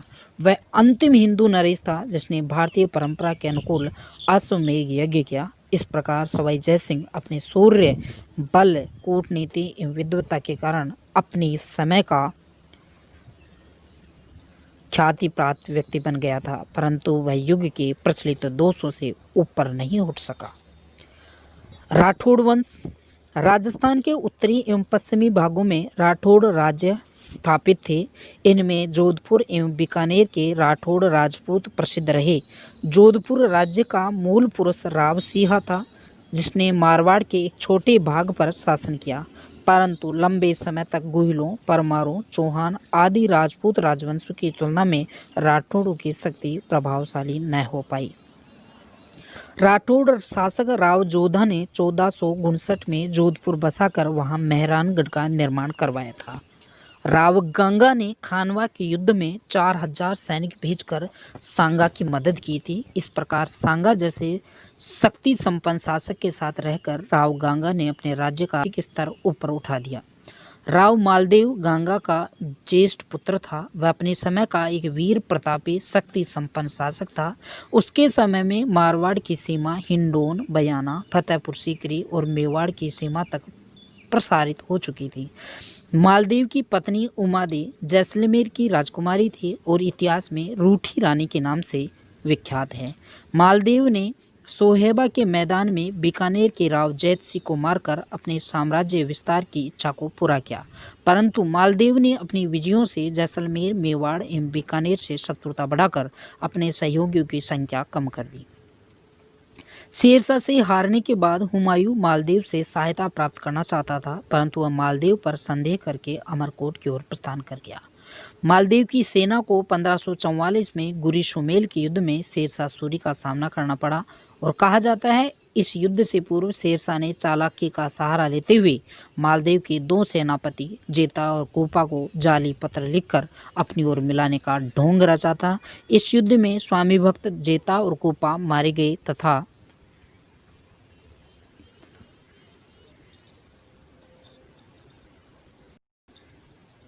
शेरशाह की विजय हुई। युद्ध समाप्ति के पश्चात शेरशाह ने कहा, मैं एक मुट्ठी भर बाजरे के लिए हिंदुस्तान की बादशाहत खो देता। मालदेव के पुत्र चंद्रसेन जो एक स्वतंत्र प्रकृति का वीर था, अपने अधिकांश जीवन पहाड़ों में बिताया, परंतु अकबर की आजीवन अधीनता स्वीकार नहीं की। वंश गौरव एवं स्वाभिमान जो राजस्थान की संस्कृति का मूल तत्व है, वह हमें चंद्रसेन के व्यक्तित्व में पाते हैं। महाराणा प्रताप ने जैसे अपनी स्वतंत्रता की रक्षा के लिए मुगल अधीनता स्वीकार नहीं की, उसी प्रकार चंद्रसेन भी आजन्म अकबर से टक्कर लेता रहा। चंद्रसेन की मृत्यु के बाद अकबर ने चंद्रसेन के बड़े भाई मोटा राजा उदय सिंह को 1583 में मारवाड़ का राज्य सौंप दिया। इस प्रकार उदय सिंह मारवाड़ का प्रथम शासक था। उदय सिंह ने 1587 में अपनी पुत्री मानबाई जोधपुर की राजकुमारी होने के कारण यह जोधाबाई कहलाई का विवाह जहांगीर के साथ कर दिया। ये इतिहास में जगत गुसाई के नाम से प्रसिद्ध थी। इसी वंश के गज सिंह का पुत्र अमर सिंह राठौड़ राजपूतों में अपने साहस और वीरता के लिए प्रसिद्ध था। आज भी इसके नाम के ख्याल राजस्थान के गांवों में गाए जाते हैं।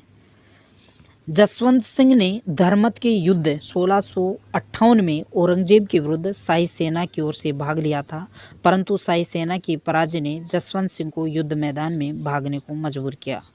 जसवंत सिंह खजुआ के युद्ध में सूजा के विरुद्ध औरंगजेब की ओर से लड़ने गया था, परंतु मैदान में सूजा से गुप्त संवाद कर सूजा की ओर शामिल हो गया, जो उसके लिए अशोभनीय था। हालांकि जैसा वीर साहसी और कूटनीतिज्ञ था, वैसा ही वह विद्या और कला प्रेमी भी था। उसने अपने भाषा भूषण नामक ग्रंथ लिखा।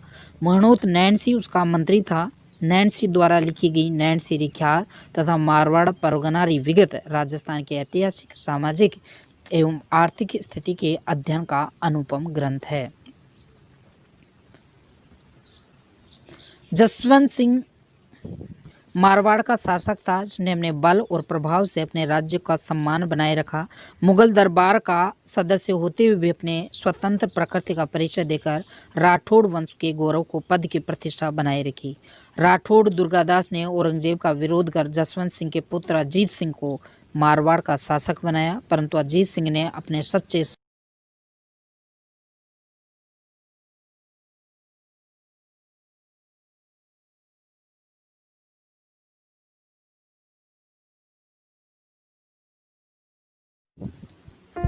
राजस्थान की ऐतिहासिक पृष्ठभूमि आज का लेसन है, फर्स्ट चैप्टर है। तो चलो शुरू करते हैं। राजस्थान का इतिहास हमारी गौरवमयी धरोहर है, जिसमें विविधता के साथ निरंतरता है। परंपराओं और बहुरंगी सांस्कृतिक विशेषताओं से ओतप्रोत राजस्थान एक ऐसा प्रदेश है जहाँ की मिट्टी का कण कण यहाँ की रणबांकुरों की विजय गाथा बयान करता है। यहाँ के शासकों ने मातृभूमि की रक्षा हेतु सहर्ष अपने प्राणों की आहुति दी। कहते हैं राजस्थान के पत्थर भी अपना इतिहास बोलते हैं। यहाँ पुरा संपदा का अटूट खजाना है। कहीं पर प्रागैतिहासिक शैल चित्रों की छटा है, तो कहीं प्राचीन संस्कृतियों के प्रमाण हैं। कहीं प्रस्तर प्रतिमाओं का शैल्पिक प्रतिमान, तो कहीं शिलालेख के रूप में पाषाणों पर उत्कीर्ण गौरवशाली इतिहास। कहीं समय का ऐतिहासिक बखान करते प्राचीन सिक्के, तो कहीं वास्तुकला के उत्कृष्ट प्रतीक उपासना स्थल। भव्य प्रसाद, अभेद दुर्ग एवं जीवंत स्मारकों का संगम आदि राजस्थान के कस्बों, शहरों एवं उजड़ी बस्तियों में देखने को मिलता है। राजस्थान के बारे में ये सोचना गलत होगा कि यहाँ की धरती केवल रण क्षेत्र रही है। सच तो यह है कि यहाँ तलवारों के झंकार के साथ भक्ति और आध्यात्मिकता का मधुर संगीत सुनने को मिलता है। यहाँ लोक परक सांस्कृतिक चेतना अत्यंत गहरी है। मेले एवं त्योहार यहाँ के लोगों के मन में रचे बसे हैं। लोक नृत्य एवं लोक गीत राजस्थानी संस्कृति के संवाहक हैं। राजस्थानी चित्र शैलियों में श्रृंगार सौंदर्य के साथ लौकिक जीवन की भी सशक्त अभिव्यक्ति हुई है। राजस्थान की यह मरुभूमि प्राचीन सभ्यताओं की जन्मस्थली रही है। यहाँ कालीबंगा, आहड़, बैराट, बागोर, गणेश्वर जैसी अनेक पाषाणकालीन, सिंधुकालीन और ताम्रकालीन सभ्यताओं का विकास हुआ, जो राजस्थान के इतिहास की प्राचीनता सिद्ध करती हैं। इन सभ्यता स्थलों में विकसित मानव बस्तियों के प्रमाण मिलते हैं। यहाँ बागोर जैसे स्थल पुरापाषाण कालीन एवं नवपाषाण कालीन इतिहास की वस्तु स्थिति स्पष्ट करते हैं। कालीबंगा जैसे विकसित सिंधुकालीन स्थल का विकास यहाँ पर हुआ है। वहीं आहड़ गणेश्वर जैसी प्राचीनतम ताम्रकालीन सभ्यताएं भी पनपी। आर्य और राजस्थान। मरुधरा की संस्कृति और द्वसदती जैसी नदियों आर्यों की प्राचीन बस्तियों की शरण स्थली रहा है। ऐसा माना जाता है कि यहाँ से आर्य बस्तियां कालांतर में दोआब आदि स्थानों की ओर बढ़ी। इंद्र और सोम, अर्चना के मंत्रों की रचना, यज्ञ की महत्ता की स्वीकृति और जीवन मुक्ति का ज्ञान आर्यों को संभवतः इन्हीं नदी घाटियों में निवास करते हुए प्राप्त हुआ था।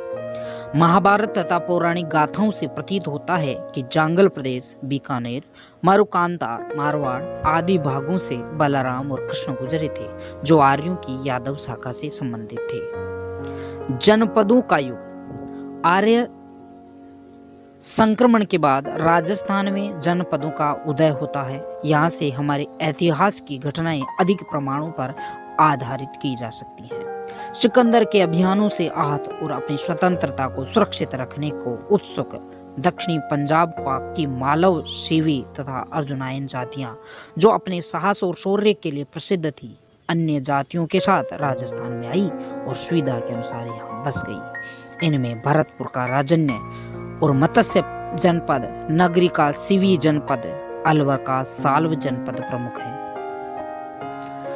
इसके अतिरिक्त 300 ईसा पूर्व से 300 ईस्वी के मध्य तक मालव, अर्जुनायन और यादवियों की प्रभुता का काल राजस्थान में मिलता है। मालवों की शक्ति का केंद्र जयपुर के निकट था। कालांतर में यह अजमेर, टोंक और मेवाड़ के क्षेत्र में फैल गए। भरतपुर, अलवर के अर्जुनायन अपनी विजयों के लिए प्रसिद्ध रहे। इसी प्रकार राजस्थान के उत्तरी भाग के यौधेयों की शक्तिशाली गणतंत्रीय कबीला था। यौधेय संभवतः उत्तरी राजस्थान की कुषाण शक्ति को नष्ट करने में सफल हुए थे, जो रुद्रदामन के लेख से स्पष्ट है। लगभग दूसरी सदी ईसा पूर्व से तीसरी सदी ईस्वी के काल में राजस्थान के केंद्रीय भागों में बौद्ध धर्म का काफी प्रचार था, परंतु यौधेय तथा मालवों के यहाँ आने से ब्राह्मण धर्म को प्रोत्साहन मिलने लगा और बौद्ध धर्म के ह्रास के चिन्ह दिखाई देने लगे।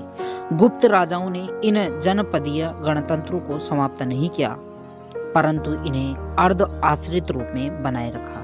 ये गणतंत्र हूण आक्रमण के धक्के को सहन नहीं कर पाए और अंततः 6ठी शताब्दी आते आते यहाँ से सदियों से पनपी गणतंत्रीय व्यवस्था सर्वदा के लिए समाप्त हो गई। मौर्य और राजस्थान। राजस्थान के कुछ भाग मौर्यों के अधीन या प्रभाव क्षेत्र में थे। अशोक का बैराट का शिलालेख तथा उसके उत्तराधिकारी कुणाल के पुत्र संप्रति द्वारा बनाए गए मंदिर मौर्यों के प्रभाव की पुष्टि करते हैं।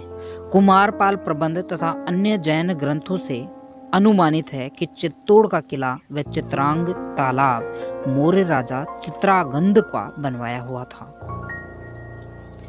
चित्तौड़ से कुछ दूर मानसरोवर नामक तालाब पर राजा मान का, जो मौर्य वंशी माना जाता है, विक्रम संवत 770 का शिलालेख कर्नल टोड को मिला, जिसमें महेश्वर, भीम, भोज और मान ये 4 नाम क्रमशः दिए हैं। कोटा के निकट कणसवा या कसवा के शिलालेख शिवालय से 795 विक्रम संवत का शिलालेख मिला है, जिसमें मौर्यवंशी राजा धवल का नाम है। इन प्रमाणों से मौर्यों का राजस्थान में अधिकार और प्रभाव स्पष्ट होता है।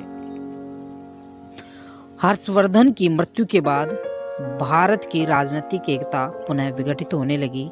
इस युग में भारत में अनेक नए जनपदों का अभ्युदय हुआ। राजस्थान में भी अनेक राजपूत वंशों ने अपने अपने राज्य स्थापित कर लिए थे। इनमें मारवाड़ के प्रतिहार और राठौड़, मेवाड़ के गुहिल,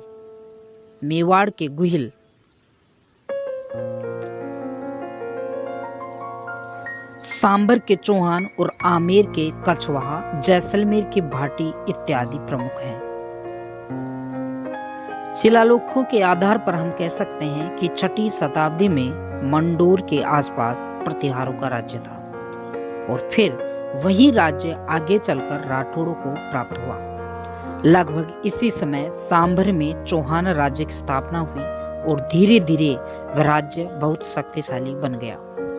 5वीं या 6वीं शताब्दी में मेवाड़ और आसपास के भूभाग में गुहिलों का शासन स्थापित हो गया। 10वीं शताब्दी में अर्थुणा तथा आबू में परमार शक्तिशाली बन गए। 12वीं तथा 13वीं शताब्दी के आसपास तक जालोर, रणथंभौर और हाड़ौती में चौहानों ने पुनः अपनी शक्ति का संगठन किया, परंतु उसका कहीं कहीं विघटन भी होता रहा।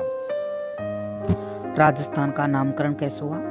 वर्तमान राजस्थान के लिए पहले किसी एक नाम का प्रयोग नहीं मिलता है।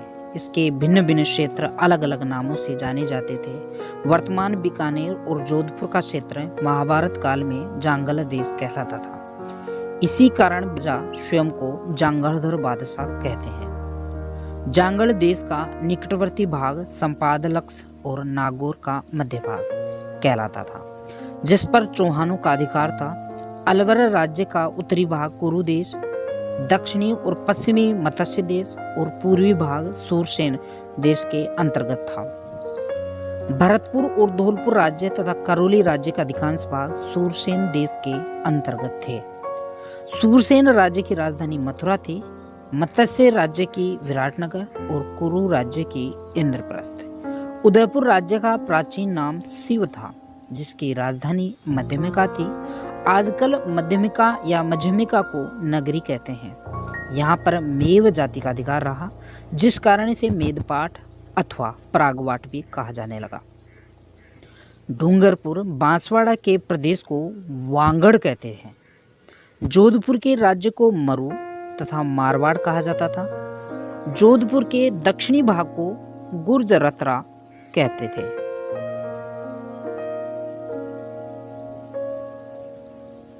और सिरोही के हिस्से को अर्बुद देश कहा जाता था। जैसलमेर को मांड, कोटा और बूंदी को हाड़ौती पुकारा जाता था। झालावाड़ का दक्षिणी भाग मालव देश के अंतर्गत गिना जाता था।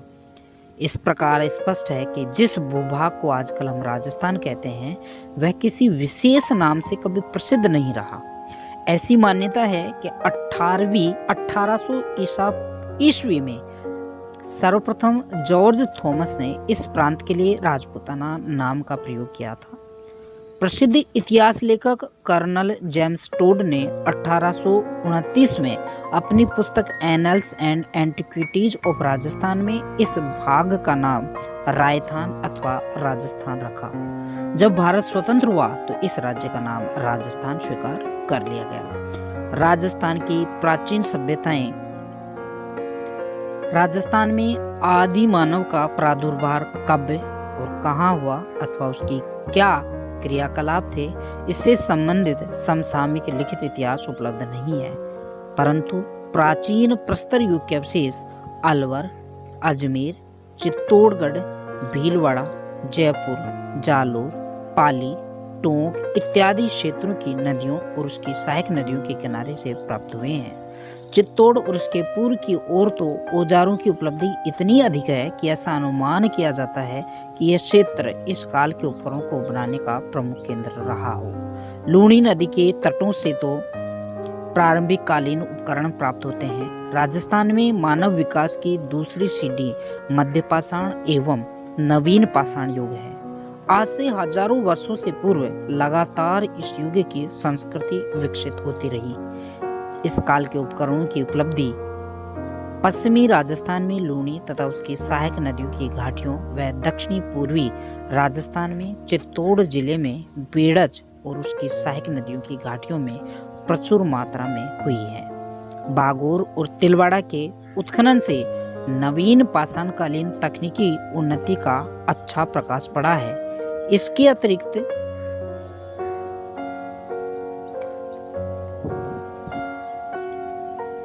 अजमेर, नागौर, सीकर, झुंझुनू, कोटा, बूंदी, टोंक इत्यादि स्थानों से भी नवीन पाषाणकालीन उपकरण प्राप्त हुए हैं। नवीन पाषाण युग में कई हजार वर्ष गुजारने के पश्चात मनुष्य को धीरे धीरे धातुओं का ज्ञान हुआ। आज से लगभग 6000 वर्ष पहले धातुओं के युग को स्थापित किया जाता है। परंतु समयांतर में जब तांबा और पीतल, लोहा आदि का उसे ज्ञान हुआ तो उसका उपयोग औजार बनाने के लिए किया गया। इस प्रकार धातु युग की सबसे बड़ी विशेषता यही रही कि कृषि और शिल्प आदि कार्यों का संपादन मानव के लिए अब अधिक सुगम हो गया और धातु से बने उपकरण से वह अपना कार्य अच्छी तरह से करने लगा। पहला कालीबंगा है। यह राजस्थान, यह सभ्यता स्थल वर्तमान हनुमानगढ़ जिले में सरस्वती द्वसदती नदियों के तट पर बसा हुआ था, जो 2400 से 2250 ईसा पूर्व की संस्कृति की उपस्थिति का प्रमाण है। कालीबंगा में मुख्य रूप से नगर योजना के 2 टीले प्राप्त हुए हैं। इसमें पूर्वी टीला नगर टीला है, जहां से साधारण बस्ती के साक्ष्य मिले हैं।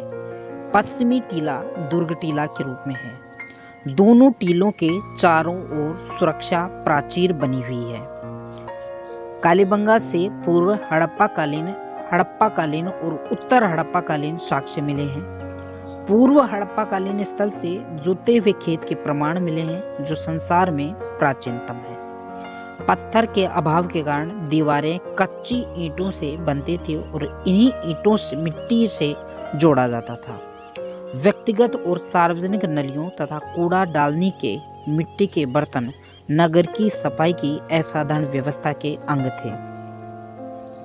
वर्तमान में यहाँ घग्गर नदी बहती है, जो प्राचीन काल में सरस्वती के नाम से जानी जाती थी। यहाँ से धार्मिक प्रमाण के रूप में अग्नि वेदिकाओं के साक्ष्य मिले हैं। यहाँ संभवतः धूप में पकाई गई ईंटों का प्रयोग किया जाता था। यहाँ से प्राप्त मिट्टी के बर्तनों और मोहरों पर जो लिपि अंकित पाई गई है, वह सैंधव लिपि से मिलती जुलती है, जिसे अभी तक पढ़ा नहीं जा सका। कालीबंगा से पानी के निकास के लिए लकड़ी की नलियों का अवशेष प्राप्त हुए हैं। ईंटों की नलियां और लकड़ी की नलियां यहाँ से बनी हुई मिली हैं। ताम्र से बने कृषि के कई औजार भी यहाँ की आर्थिक उन्नति के परिचायक हैं। कालीबंगा की नगर योजना सिंधु घाटी की नगर योजना के अनुरूप दिखाई देती है। कालीबंगा के निवासियों को मृतक के प्रति श्रद्धा और धार्मिक भावनाओं को व्यक्त करने वाली 3 समाधियां मिली हैं। दुर्भाग्यवश ऐसी समृद्ध सभ्यताओं का ह्रास हो गया, जिसका कारण संभवतः सूखा, नदी मार्ग में परिवर्तन इत्यादि माने जाते हैं। दूसरा प्राचीन स्थल है आहड़। वर्तमान उदयपुर जिले में स्थित आहड़ दक्षिणी पश्चिमी राजस्थान का सभ्यता का केंद्र था। यहाँ सभ्यता बनास नदी सभ्यता का प्रमुख भाग थी। ताम्र सभ्यता के रूप में प्रसिद्ध यह सभ्यता आयड़ नदी के किनारे मौजूद थी। ये ताम्रवती नगरी अथवा धूलकोट के नाम से प्रसिद्ध है। ये सभ्यता आज से लगभग 4000 वर्ष पूर्व बसी हुई थी। विभिन्न उत्खननों के स्तरों से पता चलता है कि बसने से लेकर 18वीं सदी तक यहाँ कई बार बस्ती बसी और कई बार उजड़ी। ऐसा लगता है कि आहड़ के आसपास तांबे की अनेक खानों के होने से सतत रूप से इस स्थान के निवासी इस धातु के उपकरणों को बनाते रहे और इसे एक ताम्र युगीन कौशल केंद्र बनाने का सौभाग्य प्राप्त हुआ। 500 मीटर लंबे धूलकोट के टीले से तांबे की कुल्हाड़ियां, लोहे के औजार, बांस के टुकड़े, हड्डियां आदि सामग्री प्राप्त हुई है। अनुमानित है कि मकानों के निर्माण में या आंगन, गली या खुला स्थान रखने की व्यवस्था थी। एक मकान में 4 से 6 बड़े चूल्हों का होना आहड़ में बड़े परिवार या सामूहिक भोजन व्यवस्था की प्रकाश डालते हैं। आहड़ से खुदाई से प्राप्त बर्तनों तथा उनके खंडित टुकड़ों से हमें उस युग में मिट्टी के बर्तन बनाने की कला का अच्छा परिचय मिलता है। यहाँ तृतीय ईसा पूर्व से लगभग प्रथम ईसा पूर्व की यूनानी मुद्राएं मिली हैं। इनमें इतना तो स्पष्ट है कि इस युग में राजस्थान का व्यापार विदेशी बाजार से था। इस बनास सभ्यता की व्यापकता एवं विस्तार गिलोंड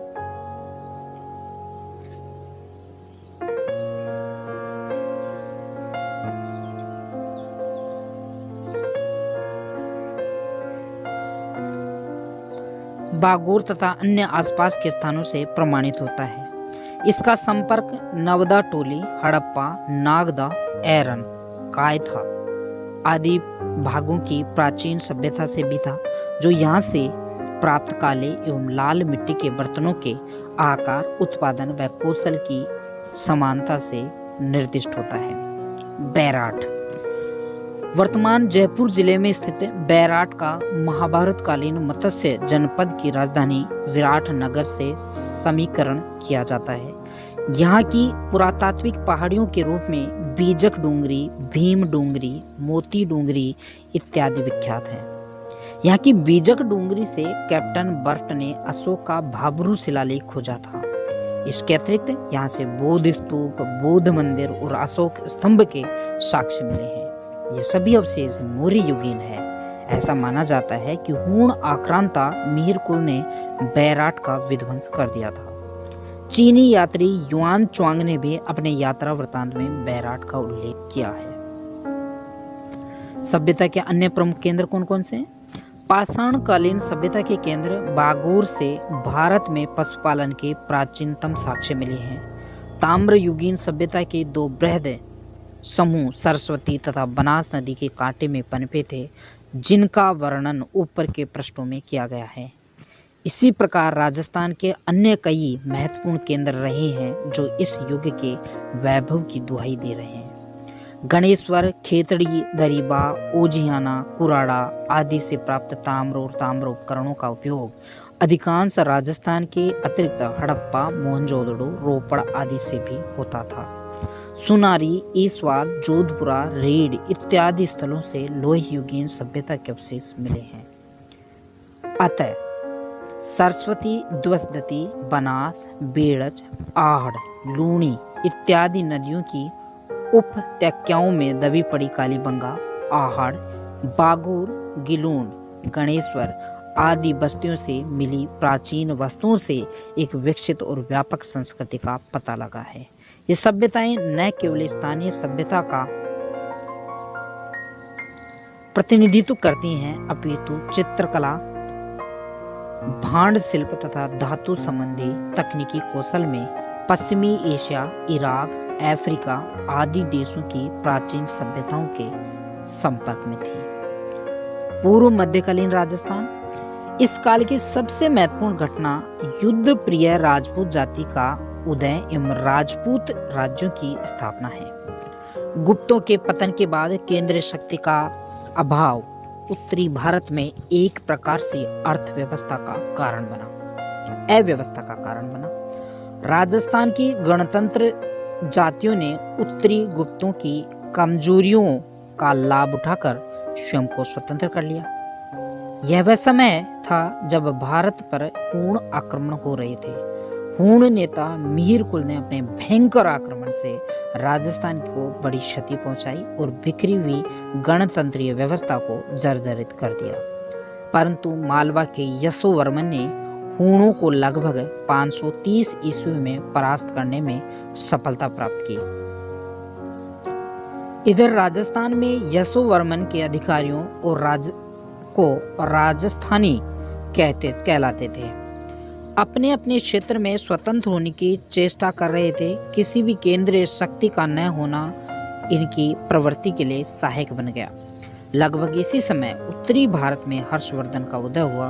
उसके तत्वाधान में राजस्थान में व्यवस्था और शांति की लहर आई, परंतु जो व्यवस्था बिखरी हुई अवस्था में यहाँ पैदा हो गई थी वह सुधर नहीं सकी। इन राजनीतिक उथल पुथल के संदर्भ में यहाँ के समाज में एक परिवर्तन दिखाई देता है।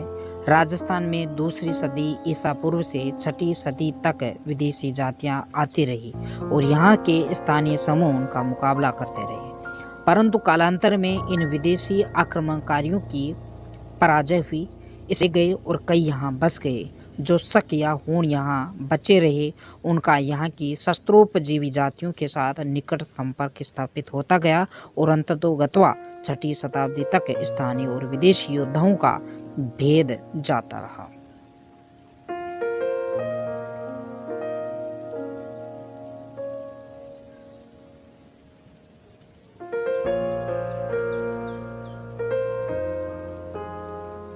राजपूतों की उत्पत्ति का सिद्धांत। राजपूताना के इतिहास के संदर्भ में राजपूतों की उत्पत्ति के विभिन्न सिद्धांतों का अध्ययन बड़ा महत्व का है। राजपूतों का विशुद्ध जाति से उत्पन्न होने के मत को बल देने के लिए उनको अग्निवंशीय बताया गया है। इस मत का प्रथम सूत्रपात चंद्रबरदाई के प्रसिद्ध ग्रंथ पृथ्वीराज रासो से होता है। इसके अनुसार राजपूतों के 4 वंश प्रतिहार, परमार, चालुक्य और चौहान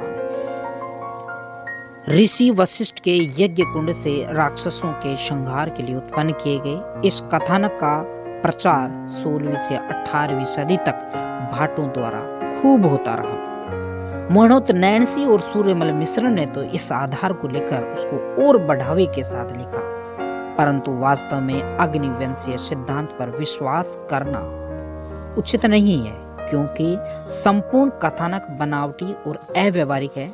ऐसा प्रतीत होता है कि चंद्रबरदाई ऋषि वशिष्ठ द्वारा अग्नि से इन वंशों की उत्पत्ति से यह अभिव्यक्त करता है कि जब विदेशी सत्ता से संघर्ष करने की आवश्यकता हुई तो इन 4 वंशों के राजपूतों ने शत्रुओं से मुकाबला हेतु स्वयं को सजग कर लिया। गौरीशंकर हीराचंद ओझा, सीवी वैद, दशरथ शर्मा, ईश्वरी प्रसाद इत्यादि इतिहासकारों ने इस मत को निराधार बताया है। गौरीशंकर हीराचंद ओझा राजपूतों को सूर्यवंशीय और चंद्रवंशीय बताते हैं। अपने मत की पुष्टि के लिए उन्होंने कई शिलालेख और साहित्यिक ग्रंथों के प्रमाण दिए हैं, जिनके आधार पर उनकी मान्यता है कि राजपूत प्राचीन क्षत्रियों के वंशज हैं। राजपूतों की उत्पत्ति से संबंधित यही मत सर्वाधिक लोकप्रिय है। राजपूताना के प्रसिद्ध इतिहासकार कर्नल जेम्स टोड ने राजपूतों को शक और सीथियन बताया है। इसके प्रमाण में उनके बहुत से प्रचलित रीति रिवाजों को, जो शक जाति के रिवाजों से समानता रखते थे, उल्लेख किया है कि ऐसे रिवाजों में सूर्य पूजा, सती प्रथा प्रचलन, अश्वमेघ यज्ञ, मद्यपान, शस्त्रों और घोड़ों की पूजा इत्यादि है। टोड की पुस्तक के संपादक विलियम क्रुक्स ने भी इसी मत का समर्थन किया है, परंतु इस विदेशी वंशीय मत का गौरीशंकर हीराचंद ओझा ने खंडन किया है। ओझा जी कहते हैं कि राजपूतों और विदेशियों के रस्मों रिवाजों में जो समानता कर्नल टोड ने बताई है, वह समानता विदेशियों से राजपूतों ने प्राप्त नहीं की, वरन उनकी सत्यता वैदिक तथा पौराणिक समाज और संस्कृति से की जा सकती है। अतः उनका कहना है कि शक, कुषाण एवं हूणों को जिन जिन रस्मों रिवाजों एवं परंपराओं का उल्लेख समानता बताने के लिए जेम्स टोड ने किया, वे भारतवर्ष में अतीत काल से ही प्रचलित थी। उनका संबंध इन विदेशी जातियों से जोड़ना बिल्कुल निराधार है। Doctor D.R. भंडारकर कहते हैं कि राजपूतों को गुर्जर मानकर उनका संबंध श्वेत हूणों से स्थापित करके विदेशी वंशीय उत्पत्ति को बल देते हैं। उसकी पुष्टि में वे बताते हैं कि पुराणों में गुर्जर और हूणों का वर्णन विदेशियों के संदर्भ में मिलता है। इसी प्रकार उनका कहना है कि अग्नि वंशीय प्रतिहार, परमार, चालुक्य और चौहान भी गुर्जर थे, क्योंकि राजौर अभिलेख में प्रतिहारों को गुर्जर कहा गया है। इसके अतिरिक्त भंडारकर ने बिजोलिया शिलालेख के आधार पर कुछ राजपूत वंशों को ब्राह्मण से उत्पन्न माना है। वे चौहानों को वत्स गोत्रीय ब्राह्मण बताते हैं और गुहिल राजपूतों की उत्पत्ति नागर ब्राह्मणों से मानते हैं। डॉक्टर ओझा एवं वैद ने भंडारकर की मान्यता को अस्वीकार करते हुए लिखा है कि प्रतिहारों को गुर्जर कहा जाना जाति विशेष की संज्ञा नहीं है, परंतु उसका प्रदेश विशेष गुजरात पर अधिकार होने के कारण है। जहां तक राजपूतों को ब्राह्मणों से उत्पत्ति का प्रश्न है, वह भी निराधार है, क्योंकि इस मत के समर्थन में उनके साक्ष्य कतिपय शब्दों का प्रयोग राजपूतों के साथ होने मात्र से है। इस प्रकार राजपूती की उत्पत्ति के संबंध में उपयुक्त मतों में मतज्ञ नहीं है। फिर भी डॉक्टर ओझा के मत को सामान्यतः मान्यता मिली हुई है और निसंदेह राजपूतों को भारतीय मानना उचित है। पूर्व मध्यकाल में विभिन्न राजपूत राजवंशों का उदय। प्रारंभिक राजपूत कुलों में जिन्होंने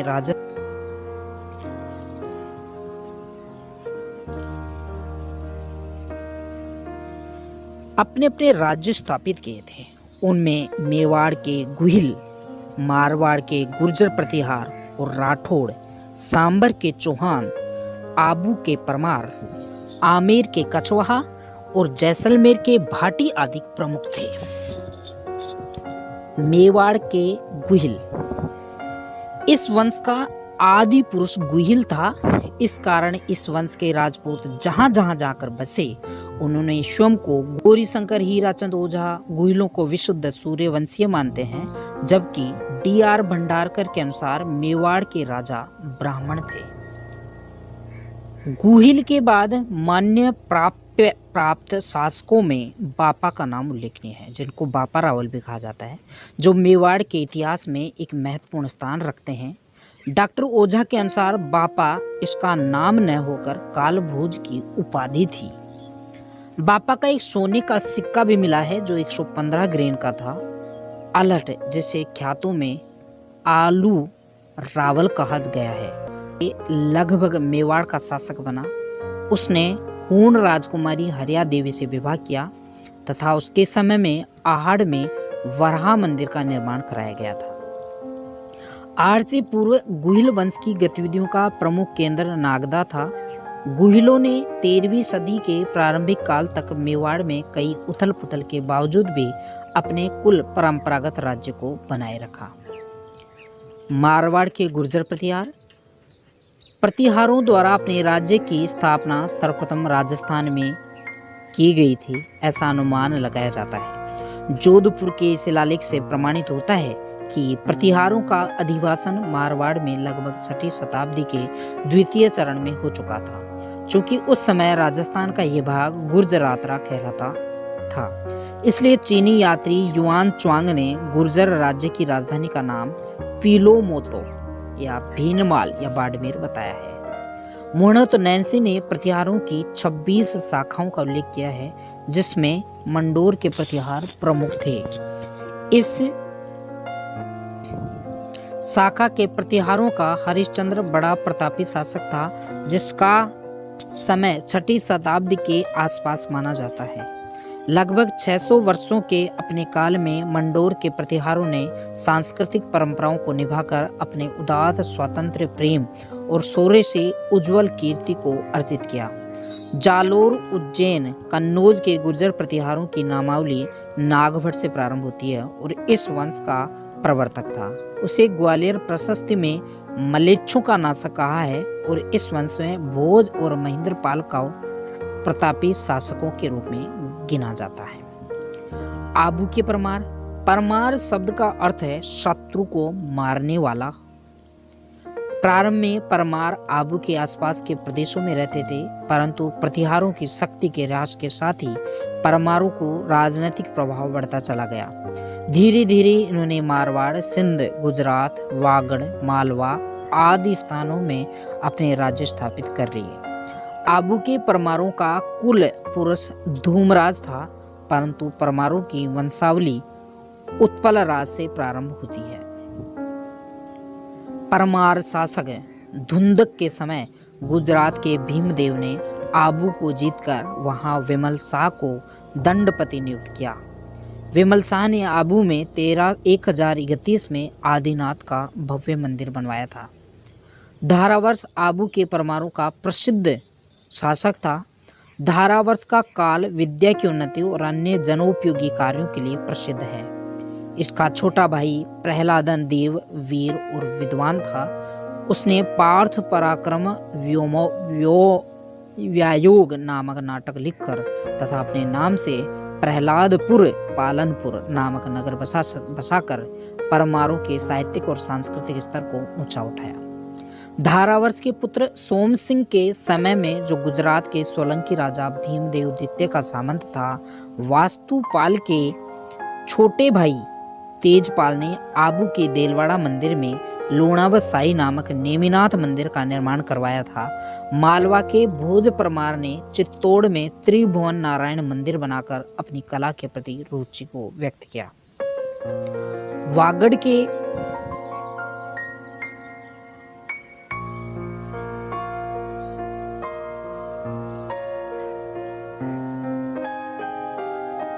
परमारों ने बांसवाड़ा के पास अर्थुना नगर बसाया और अनेक मंदिरों का निर्माण कराकर अपनी शिल्प कला के प्रति निष्ठा का परिचय दिया। सांभर के चौहानों के मूल स्थान के संबंध में मान्यता है कि वे सपाद, लक्स और जांगल प्रदेश के आसपास रहते थे। उनकी राजधानी ऐचित छत्रपुर नागौर थी। संपाद लक्स के चौहानों का आदि पुरुष वासुदेव था, जिसका समय 551 ईस्वी के लगभग अनुमानित है। बिजोलिया प्रशस्ति में वासुदेव को सांभर झील का निर्माता माना गया है। इस प्रशस्ति में चौहानों को वत्स गोत्रीय ब्राह्मण बताया गया है। प्रारंभ में चौहान प्रतिहारों के सामंत थे, परंतु गुवक प्रथम, जिसने हर्षनाथ मंदिर का निर्माण करवाया, स्वतंत्र शासक के रूप में उभरा। इसी वंश के चंद्रराज की पत्नी रुद्राणी यौगिक क्रिया में निपुण थी। ऐसा माना जाता है कि पुष्कर झील में प्रतिदिन 1000 दीपक जलाकर महादेव की उपासना किया करती थी। 1113 में अजयराज चौहान ने अजमेर नगर की स्थापना की। उसका पुत्र अनुराज ने अजमेर में आना सागर झील का निर्माण करवाकर जनोपयोगी कार्यों में भूमिका अदा की। चौहान शासक विग्रहराज चतुर का काल सपाद लक्स का स्वर्ण युग कहलाता है। उसे बीसल देव और कवि बांधव भी कहा जाता था। उन्होंने हरिकेली नाटक, उसके दरबारी विद्वान सोमदेव ने ललित विग्रहराज नामक नाटक की रचना करके साहित्य स्तर को ऊंचा उठाया। विग्रहराज ने अजमेर में एक संस्कृत पाठशाला का निर्माण करवाया, जिस पर आगे चलकर कुतुबुद्दीन ऐबक ने 2.5 दिन का झोंपड़ा बनवाया। विग्रहराज चतुर एक विजेता था। उसने तोमरों को पराजित कर दिल्ली को जीता। इसी वंश क्रम में पृथ्वीराज चौहान तृतीय ने राजस्थान और उत्तरी भारत की राजनीति में अपनी विजयों से एक विशिष्ट स्थान बना लिया था। 1191 में उसने तराइन के प्रथम युद्ध में मोहम्मद गोरी को परास्त कर वीरता का समुचित परिचय दिया, परंतु 1192 ईस्वी के तराइन के दूसरे युद्ध में जब उसकी गोरी से हार हो गई तो उसने आत्मसम्मान को ध्यान में रखते हुए आश्रित शासक बनने की अपेक्षा मृत्यु को प्राथमिकता दी। पृथ्वीराज विजय के लेखक जयानक के अनुसार पृथ्वीराज चौहान ने जीवन पर्यंत युद्धों के वातावरण में रहते हुए भी चौहान राज्य की प्रतिभा को साहित्य और संस्कृति क्षेत्र में पुष्ट किया। तराइन के द्वितीय युद्ध के पश्चात भारतीय राजनीति में एक नया मोड़ आया, परंतु उसका यह अर्थ नहीं है कि इस युद्ध के बाद चौहानों की शक्ति समाप्त हो गई।